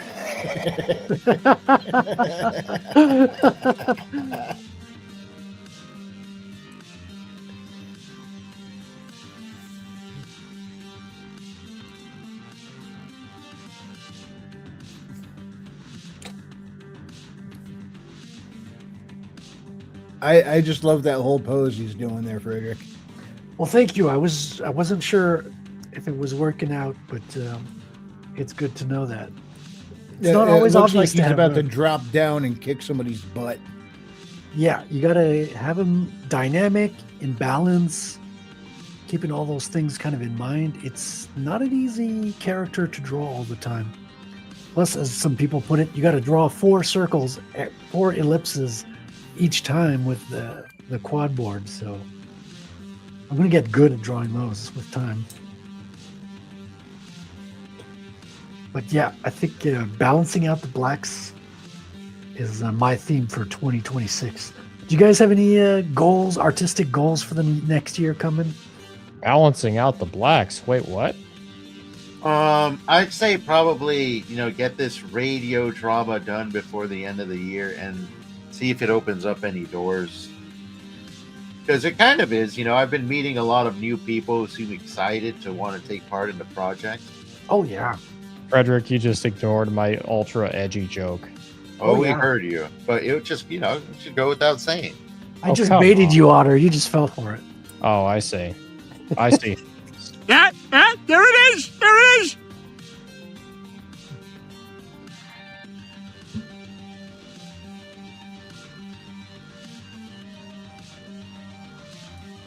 The awkward silence is now I here. know. This is our awkward silence segment. So thank you, ladies and gentlemen. Join us every night around 9:45 Eastern time. Me, or am I getting is our muted awkward automatically? silence segment. No, I got muted for some reason. What's the last thing you heard me talk about baiting you at Otter, right? Wasn't that long ago.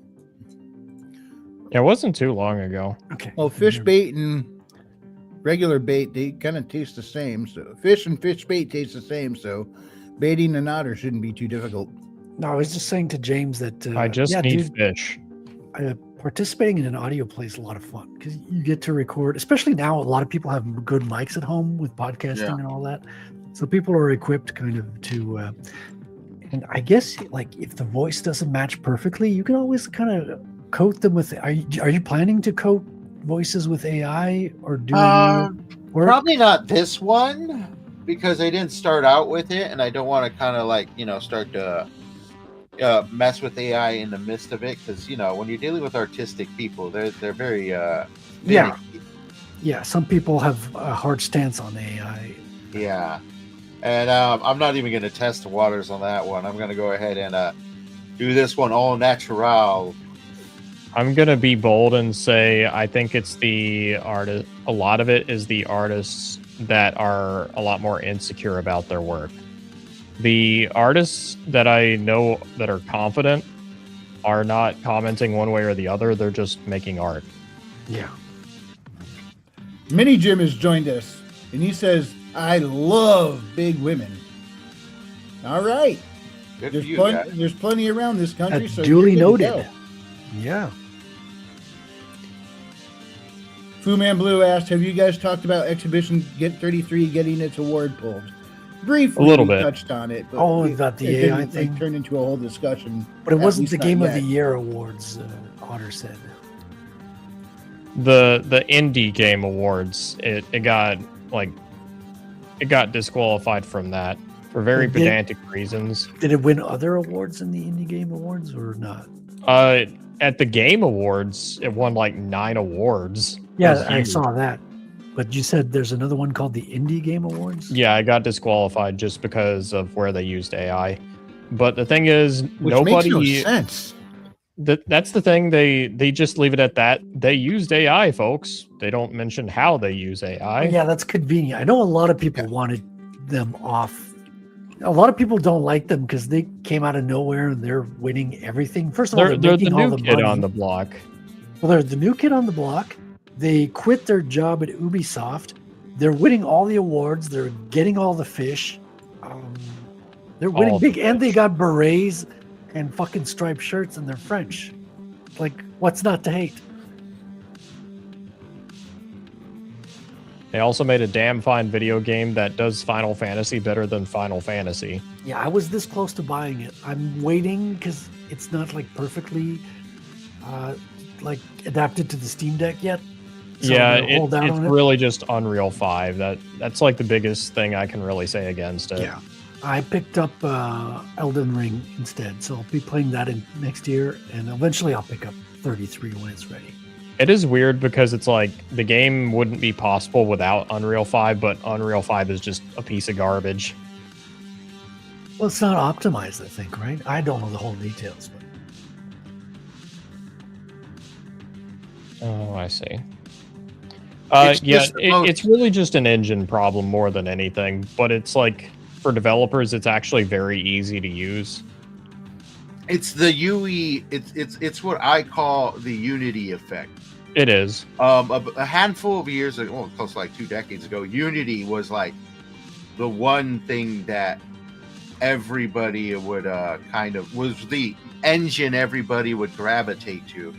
Yeah. So everybody used Unity. Everything was produced on Unity, and then people would kind of not want to play Unity games because if everything's made on the same thing, if flaws are kind of exposed, you get the shitty game developers who kind of just make crap and produce it on the engine, and you also have just an oversaturation of the same engine. Every engine has its own aesthetic, has its own look, has its own vibe, and when everything's made from that engine, it becomes pretty obvious over time to like the consuming public at large. So right now Unity is going through the same, Unreal Engine's going through the same thing. It just happens to be the popular engine people are making stuff with. And I see why too, because like it's free and they give you the largest cut compared to other engines, because unfortunately, the way it is now, like if you sort of license an engine to make your game, the people who produce the engine do get a cut of your game. Like they do have these weird licensing agreements and shit. And Unreal Engines is sort of like the most developer friendly on that front as well. So there's just a lot there for devs to take a hold of. The downside is it's just terribly optimized. yeah, that's what I hear. Some game companies use their own engines, though. I mean, Some of them do, yeah. Hitman series has their own engine. I think Elden Ring as well is in-house engine. Yeah, and there's also engine management that comes with that, because you get the engine starts to age, you don't upgrade it enough, and then before you know it, you get a fucking Starfield.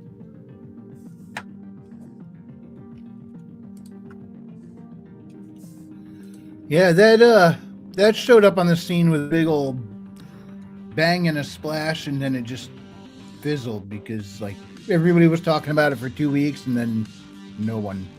Yeah. Not even Todd Howard could save it. Yeah, and a part of that was engine issues. Like their engine's old. They haven't optimized it too much or upgraded it enough. I've heard it called Loading Screen the Video Game. Wow. Fu Man Blue says, "Oh, okay, so not the real awards. Like that shit matters. They Yeah. hate them because they're selling copies. The only people that are mad are activists. 9 times out of 10, that's the case. Not just with the Expedition 33. Well, When the activists- actual fans get upset about something, that's when you need to pay attention, because they're the ones who buy the stuff." I think also the competition is mad as well, because AAA companies, the corporations that are putting hundreds of millions of dollars, and they're not selling. And they see these guys with the small team of 30 making in all the bucks that they were eyeing. They're like seeing this enraged. Not only like, the that's my buck, money. not only the bucks, but the zeitgeist that people were talking about. Yeah. That's security for your next game. That's hype.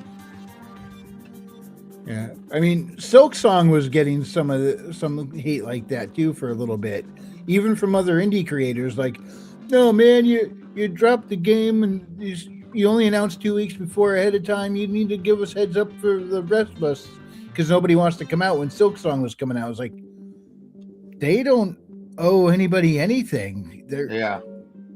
Well, what that is bummer, is but that's just good old fashioned envy. Yeah. It's jealousy. Yeah, man, you know, everybody wants to be the new hotness, and Everybody wants to rule the world, man. that's right. Tears for fears and all. I guess sometimes you just gotta shout, and let it all out. That's what this show is all about. Yeah. Well, these wait. are the things I can do without. Talking to you. Come on.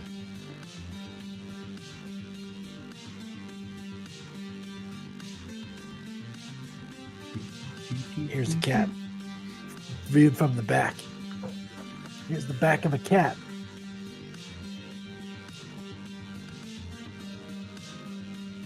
Hey, Whiteout. Here, kitty, kitty, kitty. I should call her Whiteout.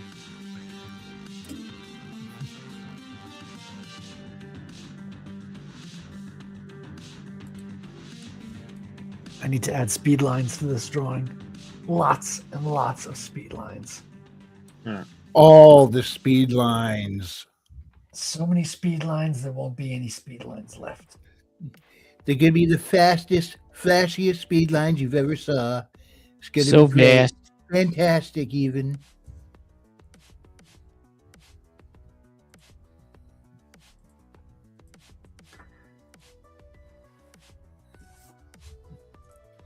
So when you put in speed lines, Frederick, how is there like a rule of thumb to like make sure you're not overdoing it, or is it all just pretty much instinctual? You have to overdo it, or else you're not doing it right. I think the idea with speed lines is you're kind of like making the scene larger than life, making it like it's an exaggerated effect, right? It's to give you the impression that it's really, really, really fast. So yeah, you have to go by feeling, and I'm not like an expert in speed lines, but I've done a lot. I still don't feel like I'm a master of it. And It's here going to become one of your nicknames one day after you get a lot of experience. Frederick Guimon, master of the speed lines. Well, I'm going to have my own speed lines, the Guimon speed lines. You know, you're going to want the authentic speed lines and not the cheap knockoffs. People are going to talk about these comic techniques. The Kirby Crackle, the Guimon speed lines. Yeah. Well, you know they're going to be authentic. You know when it's right is when you start looking close and your hair starts to go to the side with the wind. You know, that's when you got enough speed lines, I think. The secret sauce to his drawing style is a cat mop? Don't spell it out, Fu Man Blue. That's the trade secret.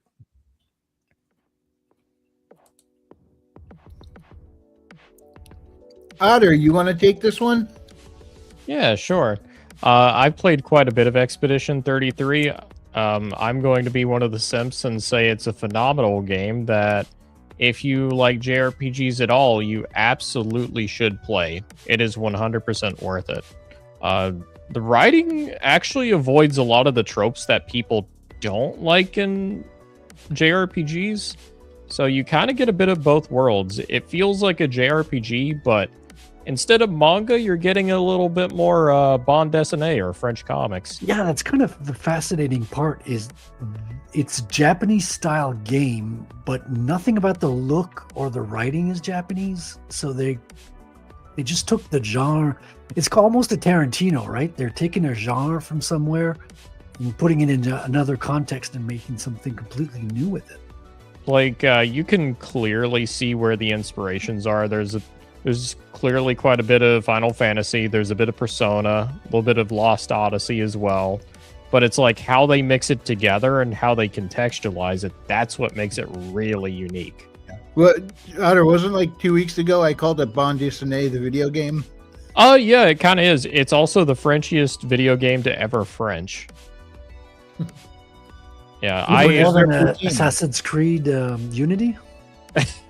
It is. The baguette and beret costume alone fixes that. And you also have Totally Not Paris. Or is it set in an imaginary Paris or something? Well, I won't spoil anything. That's actually part of the mystery. I'm gonna have to go buy it now. Is it real Paris? Is it an alternate version of Paris? Is it a fantasy world? That's actually part of the mystery, and that's part of the. As long as there's plot. not too many immigrants, I'll be fine. What I really like about it, though, is it bakes into the setting itself how you immediately come to like a lot of the characters. Because it's like the expedition itself, like the world itself is basically on a doomsday clock. And those who are going on an expedition are trying to basically kill the goddess that is slowly dooming humanity. The thing is, everybody else has given up on it. They're like, we have a limited amount of time left. Let's just focus on each other. The expeditioners are like, hey, there's been like over 50 years of expeditions behind us who have tried to solve this mystery and have died. We got to carry on that legacy and see if we can actually succeed where they failed. So it's like already you get like very altruistic main characters, and that's only the tip of the iceberg for how good the writing is. Wait, there's an iceberg? Yes, there is. The writing has layers.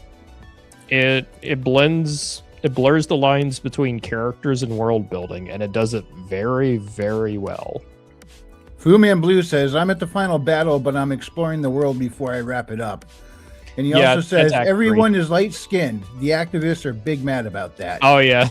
Well, there is one black character, but, well, yeah.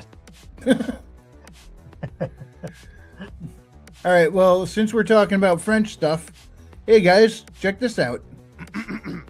People of France, a good-looking, depressed guy smoking a cigarette is not a movie. And your sirens sound like gay guys having a threesome.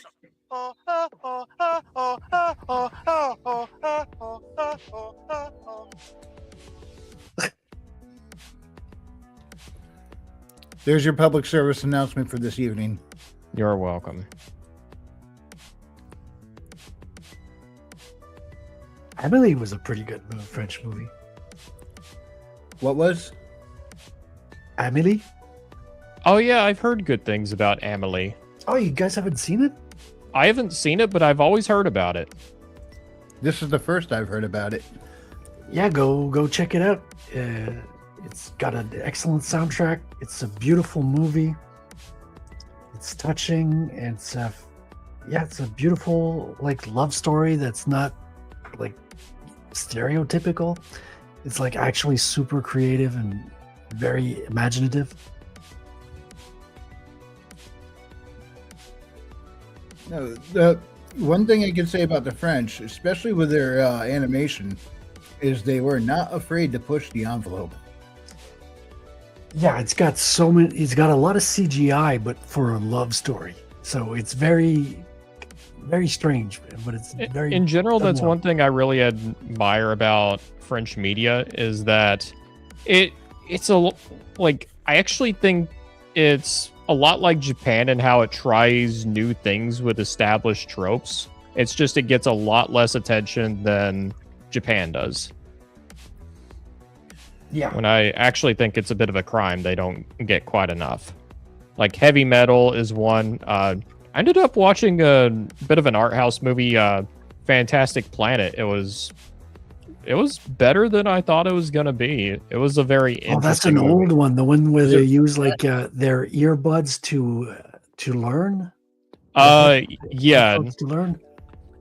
Yeah, that one's fucked up. It's a hand-drawn. fantastic planet. Everyone agrees. They're blue skinned.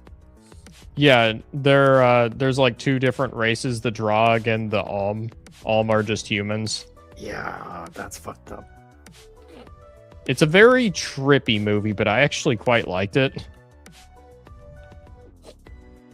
Yeah, that's a classic. I watched that back in college days.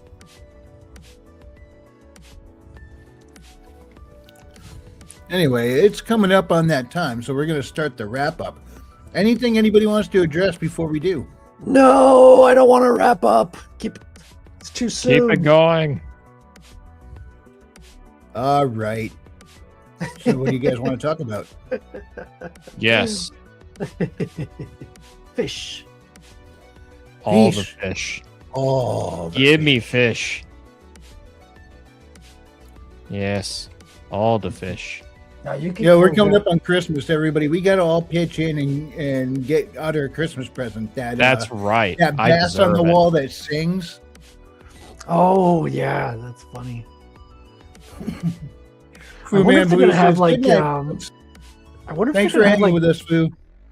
I wonder if they're gonna have like those gimmick fish and stuff like that plugged into AI now, because you could do like one of those singing fishes, but plugged into Suno or plugged like an Alexa that'll spy at you. You could have those singing fish spy on you now. That's where we're at. Yeah, what was that meme? Said like 20 years ago. Don't plug in that device. It's really a wiretap. Modern day. Hey, wiretap, what's a good recipe for pancakes? Yeah, that's Alexa for you. Yeah, we got a couple in this house, which I'm not fond of them at all, but they're not mine. So I've taken to referring to her as Lexi, so she doesn't keep popping in and commenting on what we're talking about.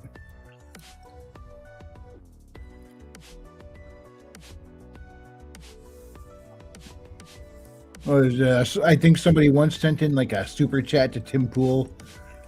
It was a former guest, and at the time he was reading all the super chats, and so his super chat started with Alexa's name, and then it was like, put this book into the shopping cart, and he's like, yep, I'm reading it.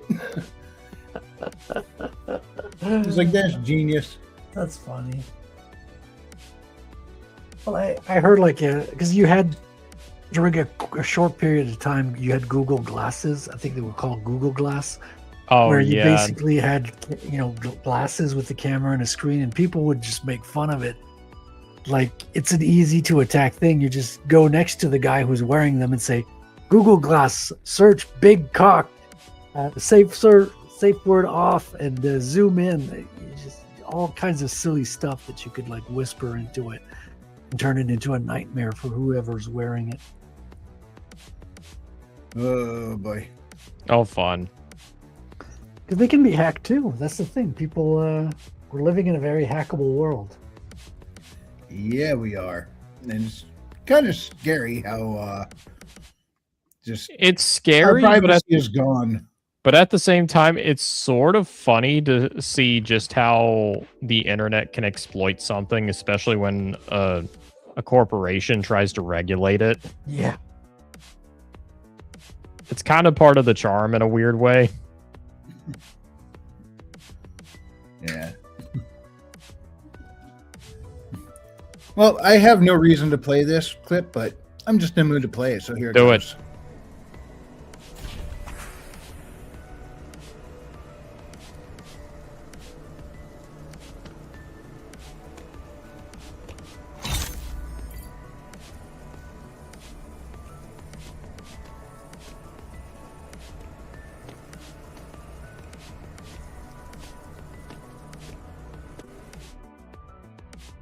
Hips don't lie.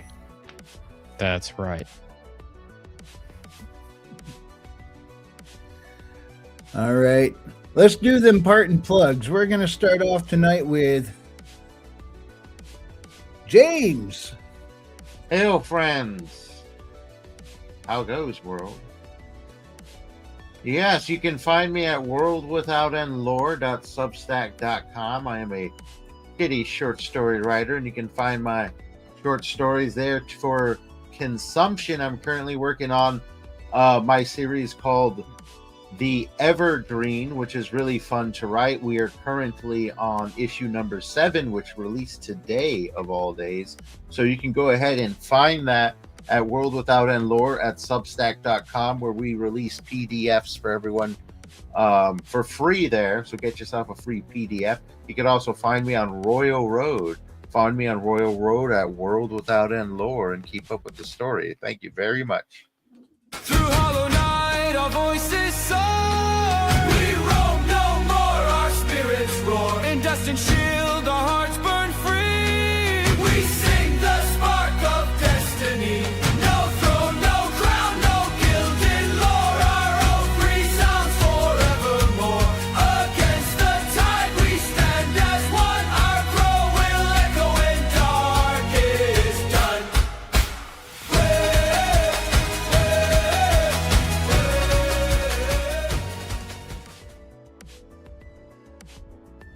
It's been very fun to write, and so far the readers seem to be liking what they're getting. So go ahead, give me a follow on there. It's very action-packed, very action-oriented, especially the last couple of episodes. And some of the ones that are coming up as well have plenty of action to consume. And I know that's what you Mongirls want, is plenty of action. So get that at worldwithoutendlore.substack.com. All right. Oter. Well, if you want to check out my books, I have both The Curse of the Star Raids and the all-new chapter, The Shadow of Twin Moons. 2 entries into the Brothers saga of swords and sorcery, high adventure and magic, and also, last but not least, athletic boobs. A lot.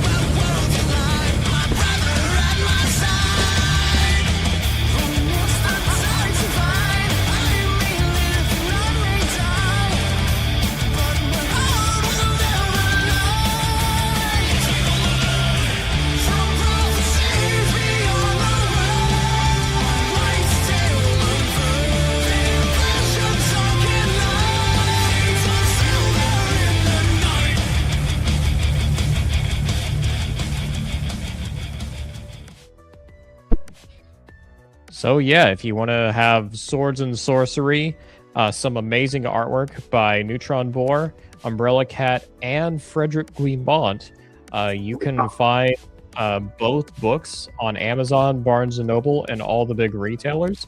Be on the lookout for it. Last time I checked, the hardcover for Curse of the Star Raids is on sale.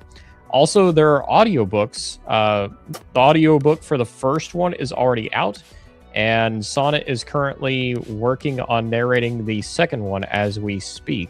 So yeah, if you're more of an audiobook person, you're also covered there. So definitely be on the lookout. More is yet to come. All right. The audiobook is great, by the way. I can vouch for it. The voice is awesome, and he does voices for the characters as well, which is pretty cool. Sonnet did a bang-up job. I honestly couldn't be happier.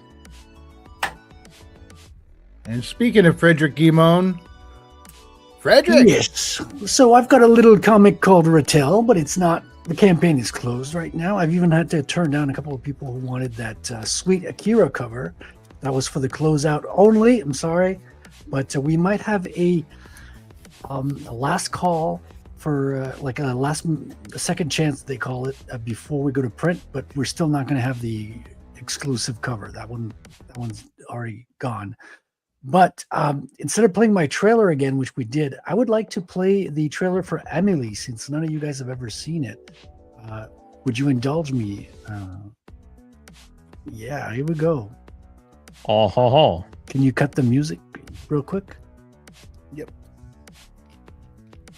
Oh, full screen this. Oh, that's sounds, not music. There we go.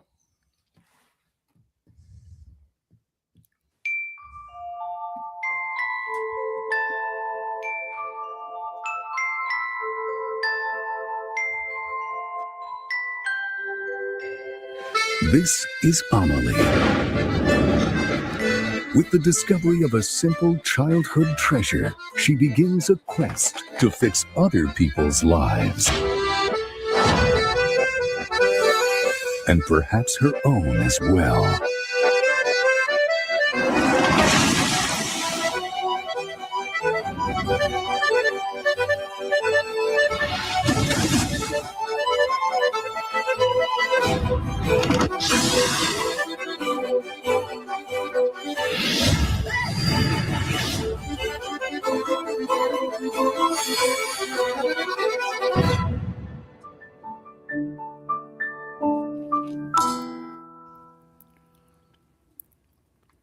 I think I've seen this trailer before. Is this the same producer that did Ally McBeal? No, he's the same producer who did Delicatessen, and I think this could be the same producer who did the fourth Alien movie, if I'm not mistaken. I know a lot of people have said a lot of positive things about Amelie. I've always seen clips of it. I just haven't seen the movie all the way through. Yeah, it's one of those really good films. There you have it. All right. I guess I'm the last one left. So, yeah, you guys could check out my stuff on Amazon. Haley Star Bad Kitty and Bad Kitty Haley's World. They are magic-fueled sci-fi adventures. I guess you've heard of lit RPGs? Well, these are lit Metroidvanias. So hang out with Haley, Elizabeth, and Sabrina as they go on adventures and try to solve the cases they're dealing with, and in some cases just escape with their lives. You can check them out on Amazon or pretty much anywhere books are sold, and you can also check out my Substack over under Frequency Studios, where there's a short story taking place in the same continuity. And check out let's see, social media. You can follow me over on the X Twitter under Frequency Studios, and yeah, that's about it. So I guess it's time to roll that beautiful bean footage.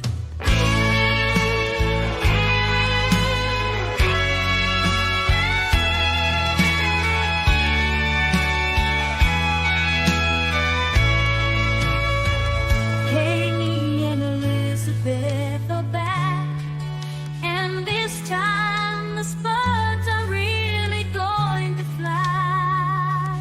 Who's and this time the spuds are really going to fly. And Haley's world,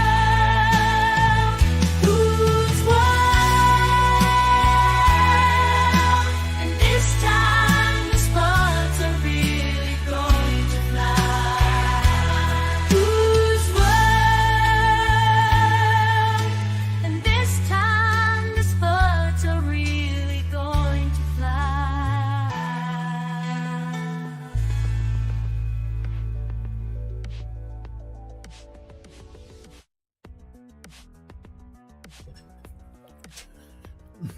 All right. That about does it. Let's see. Christmas is coming up later this week. So Merry Christmas, everybody. Thank you, everyone, for hanging out with us and having a good time. If you enjoyed this presentation, hit the like. And if you didn't, we appreciate you stopping by. We'll see you Merry next time. Christmas. Merry Christmas. Merry Christmas and an Merry utterly new Christmas. year. And Christmas God Merry. bless.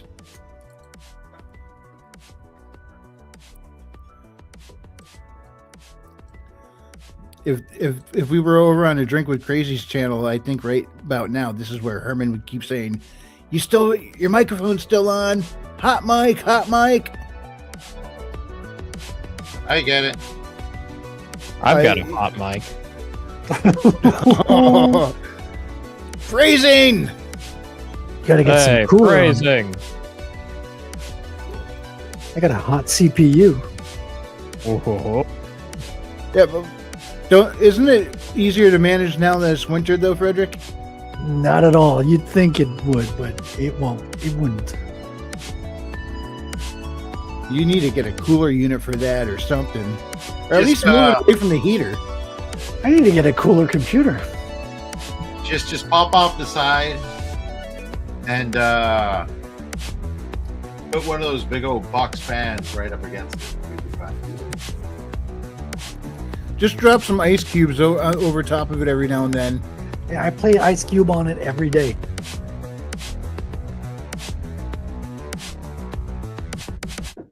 Jewish space lasers. Good night, everybody. Merry Christmas. Merry Christmas. Merry